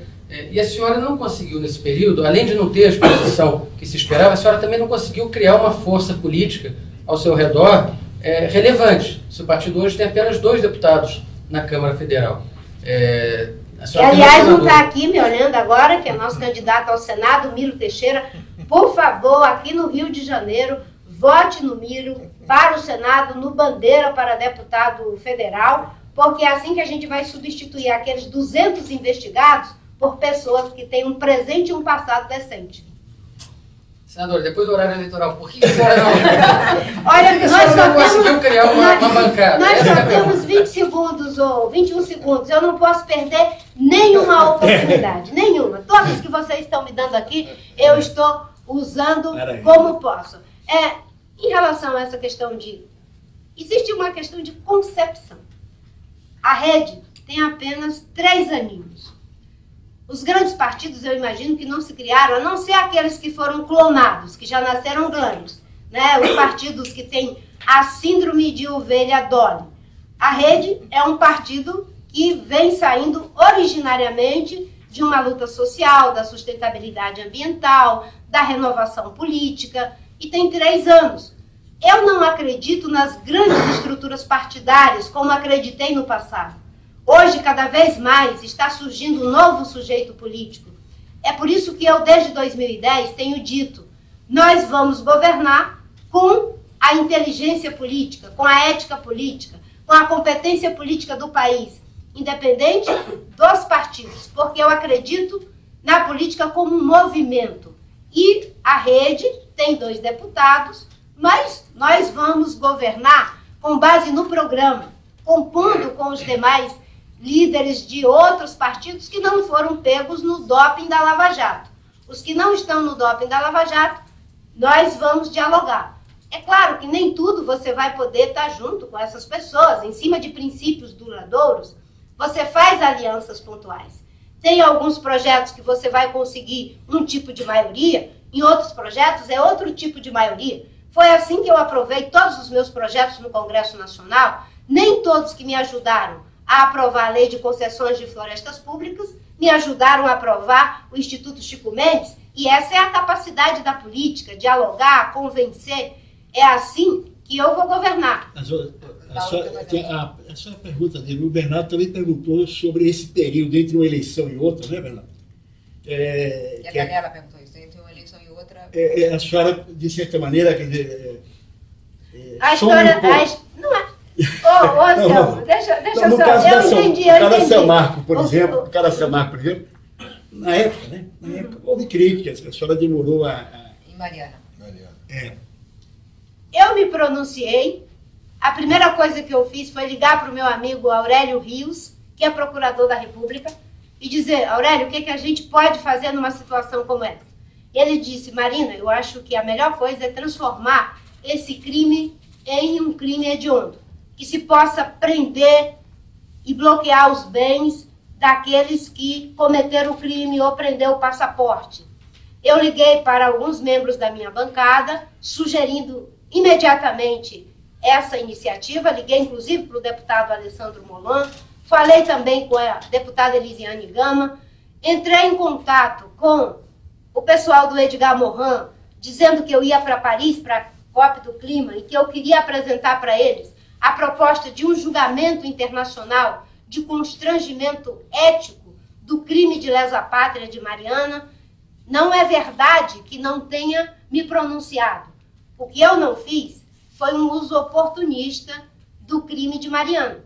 Por quê? Qual era a efetividade que eu ia ter no meio da lama? A não ser fazer uma foto. Nem a solidariedade que eu podia prestar às pessoas talvez tivesse como ser acolhido, porque as pessoas precisavam era da defesa civil, do corpo de bombeiros. Eu me lembro quando eu vi pela primeira vez essa história de que eu perdi a chance de apresentar uma alternativa para Mariana, eu fiquei pensando, mas é interessante isso. O governo do PT tem o Ministério de Minas e Energia, tem o Ministério do Meio Ambiente, o IBAMA, o governo de Minas Gerais do Pimentel, a Secretaria de Meio Ambiente, e alguém diz que eu era que tinha que apresentar uma alternativa para resolver o problema de Mariana. E aí as pessoas dizerem que eu me omiti porque eu não fui lá tirar uma fotografia. Você conhece um pouco a minha história, e eu me lembro que quando o Chico Mendes morreu, muita gente que era contra o Chico Mendes não deixava nem a gente chegar perto da alça do caixão. Choravam mais do que nós para poder aparecer na foto. Aliás, fotos que não apareciam em muitos jornais quando ele era vivo, mas apareceu quando ele estava morto, inclusive ladeado por essas pessoas. Eu sou uma pessoa que aprendo com a história, e a minha ética orienta a minha prática política. Eu agora fiquei igualmente estarrecida diante do problema do museu. E eu tive a oportunidade de acompanhar, me pronunciei também, não fui fazer uma foto na frente do museu, e acompanhei a crítica da imprensa que tinha um monte de político oportunista na frente do museu. Né? É aquela história da criança e do burro, sabe? Do velho e do burro, quem conhece a história sabe, né? Se sobe no burro, se desce do burro, é aquela história. Mas a gente tem que fazer o que são as nossas convicções, né? E eu me pronuncio o tempo todo. Quem foi a favor da cassação da chapa Dilma Temer? Quem é contra o foro privilegiado? Quem foi contra a lei do abuso da autoridade? Quem tem o tempo todo se pronunciado a favor da Lava Jato? Eu me pronuncio. Agora, obviamente, que eu não tenho mandato. E eu tenho que trabalhar para poder sobreviver, fazer as minhas palestras, dar as minhas aulas, dentro e fora do Brasil. Ajudei a criar um partido, tenho me pronunciado em todos os casos. Mas isso faz parte das fake news. Imagina se as pessoas iam dizer, poxa, a Marina não aparece no noticiário da Lava Jato, que aparece todo dia, um contingente enorme de partidos, de todos os espectros, e ela não aparece. Vamos dizer que ela está sumida, como se fosse uma coisa negativa. E da Lava Jato eu estou sumida mesmo. Não. Mas na luta em defesa do meio ambiente, da justiça social, da política decente, da moradia digna, da saúde, da educação, eu estou o tempo todo. Candidata Laura vai fazer uma pergunta. Nessa campanha, em relação à reforma trabalhista, a senhora já disse que é a favor do que aconteceu na reforma, que foi a extinção da obrigatoriedade da contribuição sindical, mas se mostrou preocupada com a fragilização dos sindicatos e sugeriu que, no seu governo, a senhora faria alguma coisa para evitar essa fragilização. Seria exatamente o quê?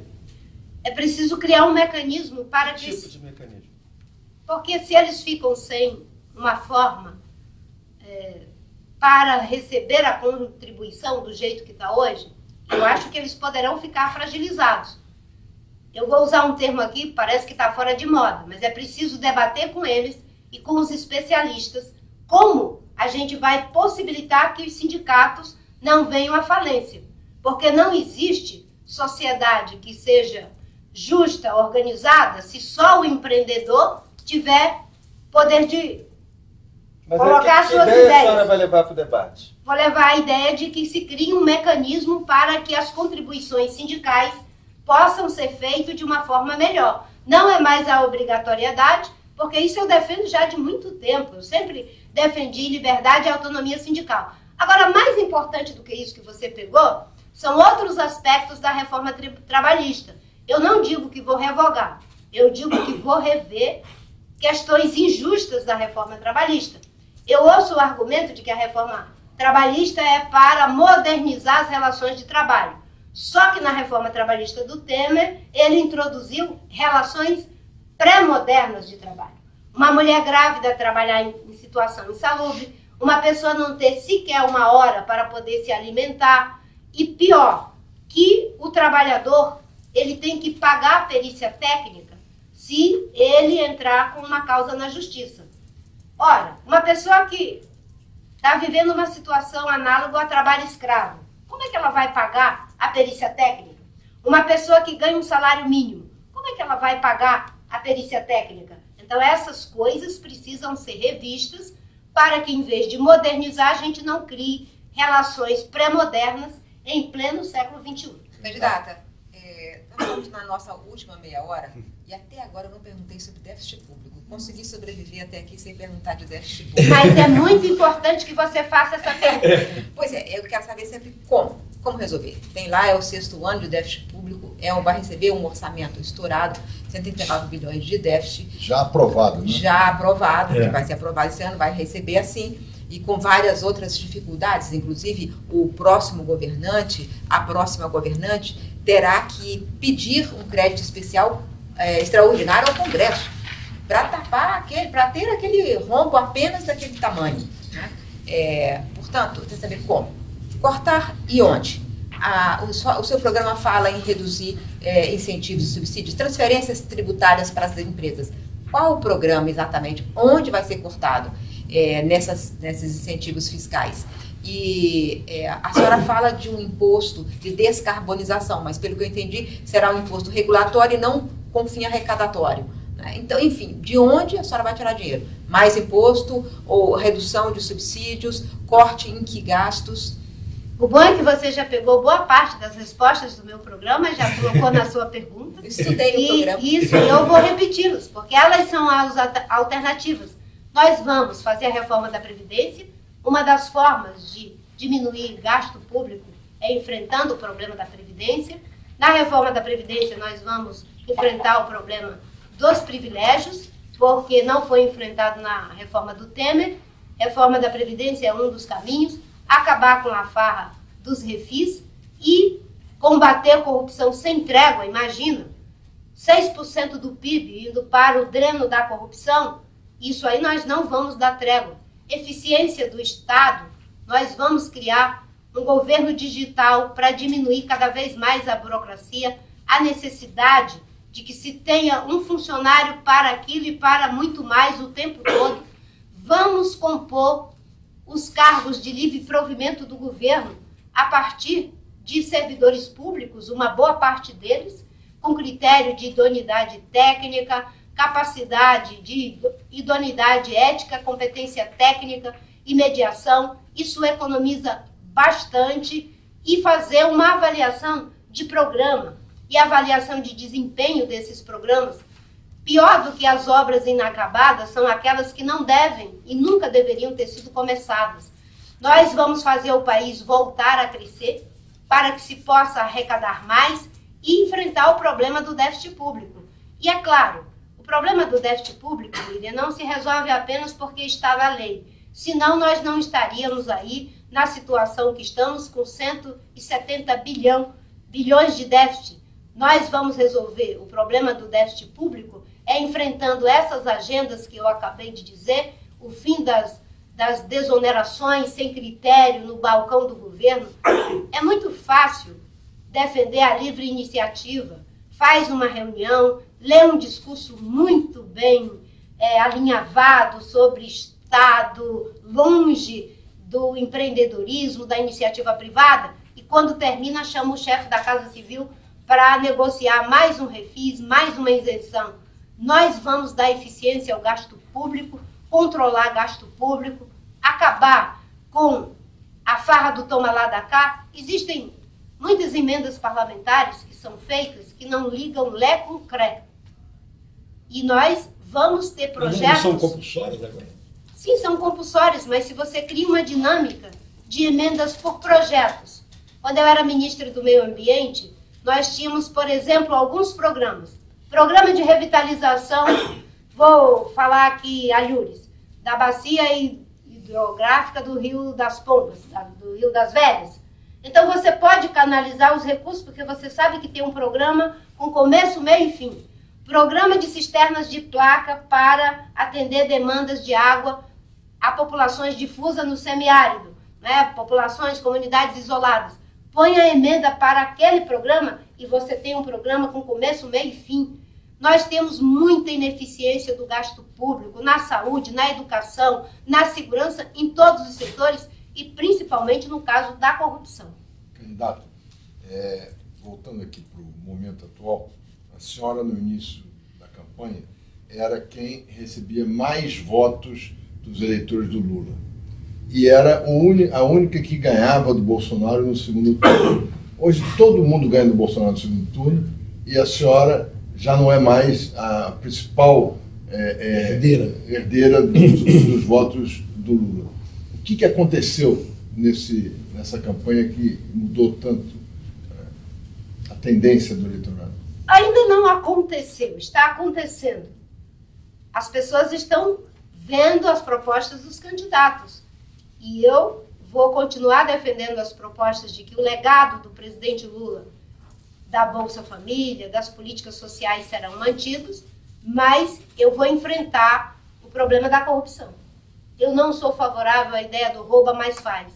Tem que fazer e não roubar. Porque quando a gente faz sem roubar, a gente faz muito mais. Então eu não vou, em hipótese alguma, achar que já temos uma definição, porque a eleição não é plebiscitária, pesquisa é retrato de um momento. Vamos continuar dialogando com as pessoas e esperar o dia 7 de outubro. É lá que o eleitor vai dar o seu veredito. E o bom quando a gente faz política como serviço, não é uma questão de vida ou morte, é que você fica tranquila para poder ser coerente com o que é melhor para o Brasil, com o que não é apenas uma ganância pelo poder para poder discutir o país. Então é assim que eu estou fazendo e, graças a Deus, né, com um partido pequeno, com pouco dinheiro, pouco tempo de televisão, está competindo, repito, com os grandes partidos, com as grandes estruturas, com o dinheiro. É muita coisa que está acontecendo na consciência desse nosso querido povo brasileiro. Candidata, sobre isso que o Merval mencionou, os votos do Lula, hoje à tarde a gente deve ter o lançamento da candidatura do Fernando Haddad como candidato do PT. Queria saber como é que a senhora encara esse lançamento de um candidato faltando menos de 30 dias para as eleições, e se a senhora acredita na tese de que ele vai ser o principal recebedor desses votos que seriam dados ao presidente Lula se ele pudesse ser candidato. O PT seguiu a sua estratégia de tentar blindar o seu candidato o máximo que pudesse, para não ter que se explicar dos graves problemas de corrupção que levaram a Operação Lava Jato a inviabilizar a candidatura do presidente Lula em função dos crimes que cometeu. E agora não tem mais como esticar essa corda, tanto pela decisão da Justiça, quanto pela necessidade de tentar fazer essa transferência. O importante é a gente verificar que a população, com certeza, vai estar mais reflexiva. O presidente Lula transferiu os votos dele para a presidente Dilma. E o que aconteceu com essa transferência? O Brasil do pleno emprego hoje tem 13 milhões de desempregados. E tantos outros problemas. Eu conheço o ministro Fernando Haddad, não tenho uma relação de ódio com nenhuma liderança do Partido dos Trabalhadores, mas agora ele vai ter que vir para a disputa política, inclusive em relação aos votos do Nordeste, explicar para a sociedade brasileira o que aconteceu, que o Brasil era o país do pleno emprego e agora temos 13 milhões de desempregados. O Brasil era o país que tinha tirado pessoas da pobreza e agora elas todas já voltaram para a pobreza. Todo esse debate será feito e, com certeza, eles tentaram blindar o candidato o máximo que puderam. Agora, por decisão da Justiça e da necessidade da disputa, virá para o debate. E que bom que é o debate, que cada um vai poder expor suas ideias e suas propostas. E como eu sempre digo, eu não tenho problema com legado. O povo brasileiro sabe do meu compromisso com a justiça social, com a defesa dos direitos humanos, com o Bolsa Família, com Minha Casa Minha Vida. Só que vou fazer, e vou fazer muito melhor, porque eu vou fazer sem desvio de dinheiro do Banco do Brasil, da Caixa Econômica, da Petrobras, de Belo Monte. A senhora acha o Haddad, ela foi colega dele no Ministério por um período breve, a senhora acha ele mais parecido com o Lula ou com a Dilma? Em que sentido? Físico ou político? Sentido político. A senhora disse que a transferência de votos do Lula para Dilma deu certo do ponto de vista eleitoral, mas não deu certo do ponto de vista político. No sentido de que ela não conseguiu manter o pleno emprego, etc. Acabou saindo como saiu. A senhora acha que o Haddad repete mais, é mais próximo de repetir essa experiência ou a experiência do presidente Lula? É que essa repetição não depende da nossa avaliação. Depende da capacidade de discernimento, de reflexão do eleitorado brasileiro. E eu acho que as pessoas estão começando a aprender que aqueles que criaram o problema não vão resolver o problema. Que agora é preciso aposentar, ou pelo menos dar umas férias para o PT, para o PSDB, para o PMDB, para o DEM, para que eles possam reler seus programas, seus estatutos e entender o que aconteceu com esse país.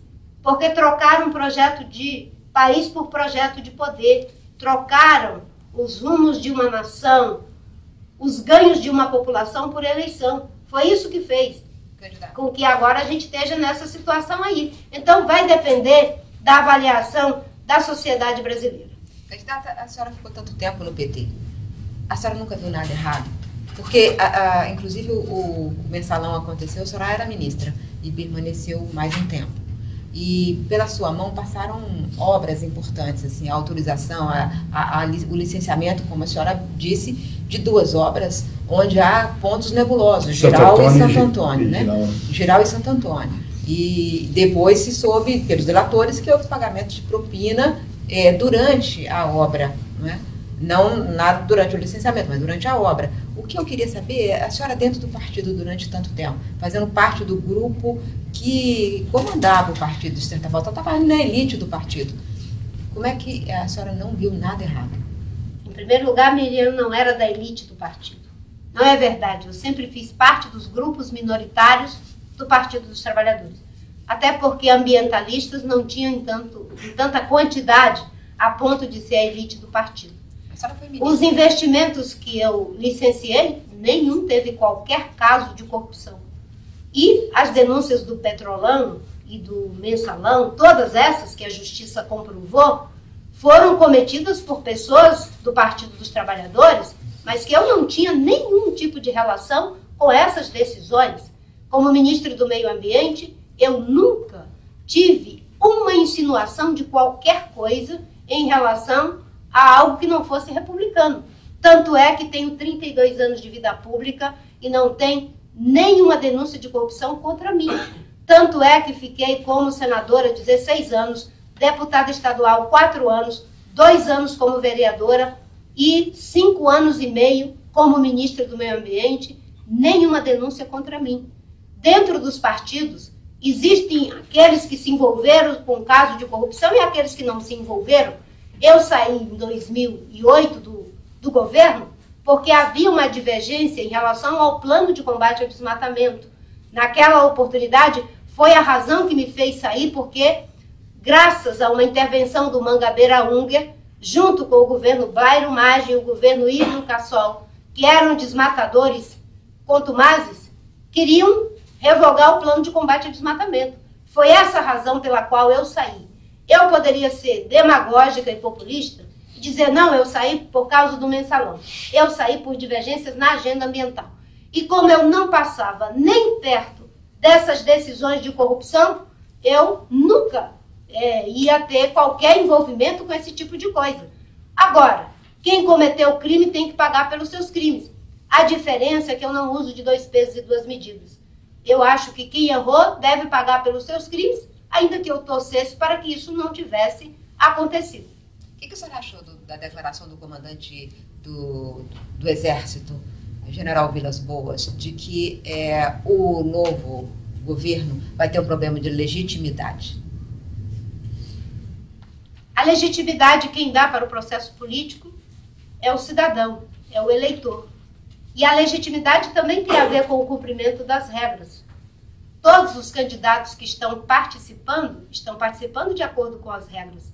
Se tem alguns que, porventura, estejam impedidos, como é o caso do presidente Lula, é porque não está de acordo com as regras, porque a lei da ficha limpa diz que ninguém que é condenado em segunda instância pode ser candidato. E eu vejo um problema de legitimidade muito maior na eleição de 2014. Tivemos ali, sim, uma fraude eleitoral. O PT e o PSDB usaram o dinheiro de Caixa 2. Dinheiro de Caixa 2 é crime. Por isso que na minha reforma política, além de acabar com a reeleição, mandato apenas de 2 anos para parlamentares, 2 mandatos apenas, nós vamos criminalizar o Caixa 2. Porque a eleição de 2014, essa sim, tem problema de legitimidade. Foi uma fraude eleitoral pelo abuso do poder econômico, sem falar da violência política. Candidata, o líder nas pesquisas, Jair Bolsonaro, ele fez uma coisa inédita nessa campanha, que é anunciar parte do ministério no meio da campanha, né? Que parece que para ele foi uma coisa bem efetiva. A senhora não pode anunciar ou adiantar algum nome de um futuro ministério seu? Graças a Deus que eu tenho pessoas excelentes trabalhando comigo. O André vai para o Ministério da Fazenda, é isso? Dizem que não dá sorte, viu, Anselmo? Ficar nomeando ministros antes de ganhar. E isso acontece com pessoas que são muito inseguras em relação às suas propostas e à sua popularidade, que precisam de sustentar isso, terceirizar isso para alguém. Eu trabalho com equipe, eu não tenho um posto em Ipiranga. Eu tenho pessoas que pensam, que propõem, que têm suas opiniões próprias, mas que são capazes de se juntar para fazer um programa de governo, entendendo que aquilo é a mediação dos diferentes interesses legítimos da sociedade. Como eu disse, eu tenho grandes educadores, grandes formuladores de políticas públicas na área de saúde, como Eduardo Jorge, na área econômica, como André Lara Rezende, nas políticas sociais, como Ricardo Paz de Barros, na área de desenvolvimento econômico, ambiental, nem se fala, porque aí é a minha expertise. Bom, já deu o ministério. Eu tenho pessoas, tenho equipe, tenho dialogado com os movimentos, porque compor o governo não é só com os partidos, é também com a competência da sociedade. 35 partidos não pode substituir 200 milhões de brasileiros. Eu tenho dialogado com os movimentos na área de educação, o Todos pela Educação, Instituto Igarapé e Sou da Paz na área de segurança pública, Instituto de Cidadania Fiscal na área de reforma tributária, o pessoal da Transparência Internacional, juntamente com mais de 300 entidades na área de combate à corrupção. Eu tenho dito desde 2010 de que a sociedade é quem dá as melhores propostas para o processo político. Foi a sociedade que gerou a proposta do Bolsa Família, com o Betinho, Dom Mauro Morelli, com o programa Fome Zero. Foi a sociedade brasileira que pensou o Sistema Único de Saúde. Foi a sociedade brasileira que pensou em sustentabilidade para as áreas urbanas, como é o caso do programa e da articulação Cidades Sustentáveis. Eu dialogo com todos esses movimentos. É por isso que o meu governo vai ser uma gestão do século XXI, dialogando com a sociedade, dialogando com os melhores dos partidos, ouvindo especialistas e levando em conta a própria competência já instalada dentro do governo de bons funcionários públicos, com capacidade técnica e idoneidade ética para poder fazer um bom governo. Com qual dos seus adversários a senhora tem mais afinidade política? Do ponto de vista político e ideológico, hoje eu tenho divergências, porque eu tenho um programa de governo que é progressista, sustentabilista. E a maioria dos candidatos tem uma visão desenvolvimentista. Essa visão desenvolvimentista, seja ela progressista, como é o caso de algumas candidaturas, seja ela conservadora, elas não estão atuais de acordo com o que exige o século XXI, que é o século em que economia e ecologia fazem parte de uma mesma equação, em que não se separa ética de política, não se separa economia de ecologia, não se separa aquilo que se diz daquilo que se faz. Então, eu não tenho convergências em termos ideológicos, mas em termos programáticos. As coisas boas, como eu disse, nós vamos manter. E as coisas erradas nós vamos corrigir, independente dos partidos. O Plano Real foi uma grande conquista da sociedade brasileira e desde 2010 nós temos compromisso com o tripé da política macroeconômica. As políticas sociais, isso é um ganho da sociedade brasileira. O que falta é equilibrar esse tripé na sustentabilidade e é isso que eu estou fazendo. Nós não vamos inventar roda, nós vamos aperfeiçoá-la para que ela rode na direção certa, de acordo com aquilo que a sociedade precisa e o século XXI está exigindo de nós. Candidata, a senhora fala muito em século XXI e a sua chapa é uma chapa realmente muito avançada. O Eduardo Jorge pensa até em proibir ou acabar com o abate de animais para alimentação.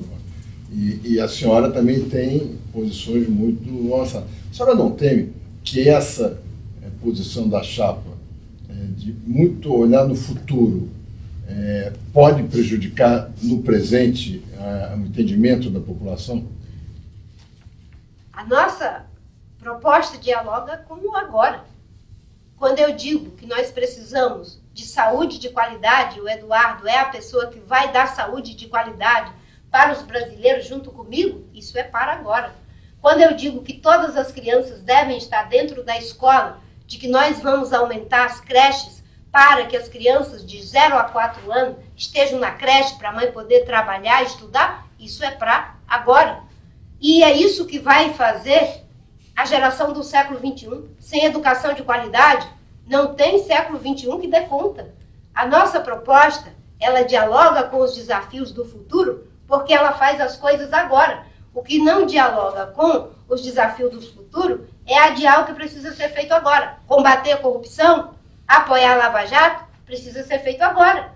Porque senão nós vamos continuar levando 6% do PIB para a corrupção, quando deveria ir para a educação, para as creches. É isso que a população está entendendo da nossa proposta. Fazer com que, em vez de produzir 60 sacas de milho por hectare, se produza 200, porque já existe tecnologia. É possível fazer isso? É agora. Por que nós vamos produzir menos se podemos produzir mais? Ô, candidato, pelas minhas contas, a senhora falou em 32 anos de vida pública, né? A senhora disputou 6 ou 7 eleições, né? Vereadora, deputada estadual, senadora, 2 vezes. 2 mandatos de senador. Senador e essas... Eu queria que a senhora falasse o seguinte, essa eleição de hoje, o que é diferente das outras eleições? Do ponto de vista do eleitor, o que é que a senhora encontra nessa sua 7ª eleição de diferente do restante? Nós estamos chegando aqui no final, tá? Só para marcar o tempo, estão faltando 7 minutos. É que nessas eleições as pessoas sabem a verdade, Anselmo. As pessoas agora vão votar sabendo a verdade.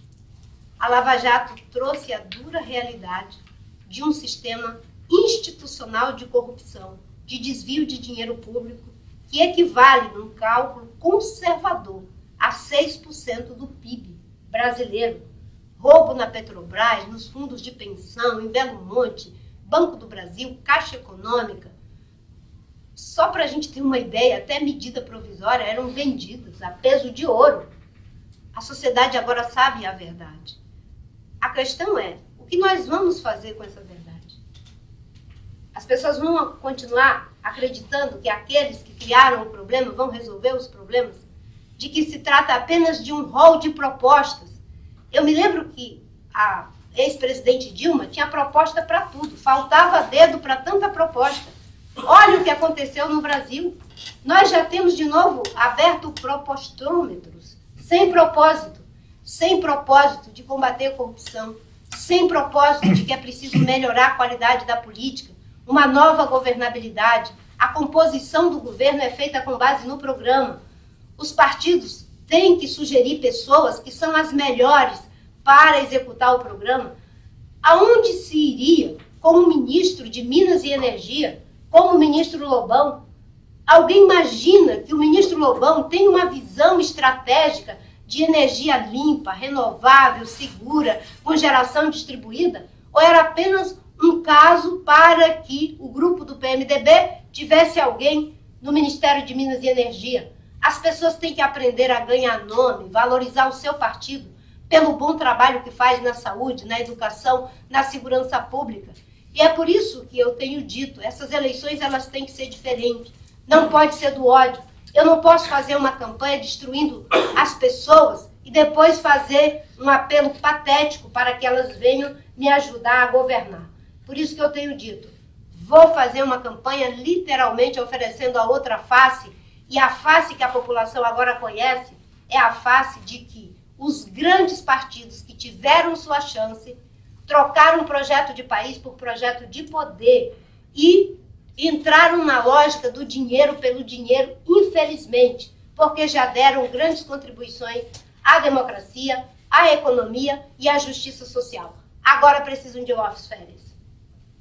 Ainda dá para mais uma pergunta, uns 5 minutos ainda. Então, se alguém quiser fazer uma pergunta, dá uma resposta curta. E depois, candidata, a senhora faz as suas considerações finais, que é sempre bom deixar a palavra livre, né? Candidata, eu queria pedir um comentário da senhora sobre uma entrevista que o presidente Fernando Henrique deu aqui ao Globo recentemente. Ele disse que gostava muito da senhora, tinha apreço pessoal pela senhora, mas que, vou citar aqui entre aspas, há fragilidade na candidatura dela e nela mesma. O povo sente isso. A senhora acha que o povo tem, de fato, essa percepção sobre a senhora? As pessoas podem se afeiçoar, mas acham que a senhora não tem solidez para governar? Eu gostaria de, se ele adjetivou, qualificou essa fragilidade em mim mesma. Chegou a fazer isso? Sim. Qual é? A fragilidade na candidatura dela e nela mesma. Mas ele adjetivou por quê? Em mim mesmo? Não. Porque eu sou mulher? Porque eu sou negra? Porque eu sou pobre? Porque eu o quê? Em mim mesmo é o quê? Certo? Então fica difícil fazer um comentário nela mesma. Eu sou frágil? eu tive 5 malárias, 3 hepatites e uma leishmaniose. Eu tive que ajudar a criar 7 irmãos no meio de uma floresta com o meu pai. Eu tive uma nota 5,5 e com ela eu estou aqui, professora de História, com especialização em Teoria Psicanalítica pela UNB, com especialização em Psicopedagogia pela Universidade Católica, com especialização em Psicopedagogia pelo EPSIBA da Argentina, com uma notinha 5,5. Isso é ser uma pessoa frágil?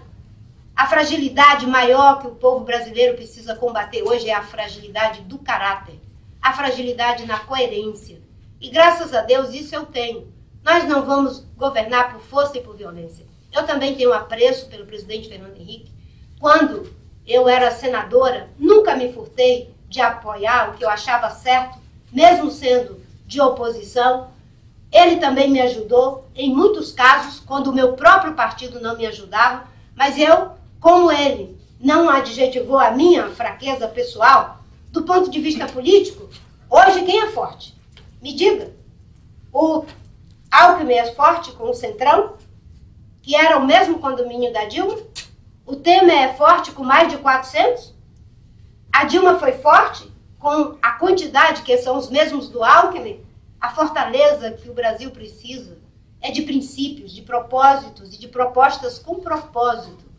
Eu acho que, eu até ouvi, eu pensei que você ia dizer que ele disse que me falta um pouco de malignidade.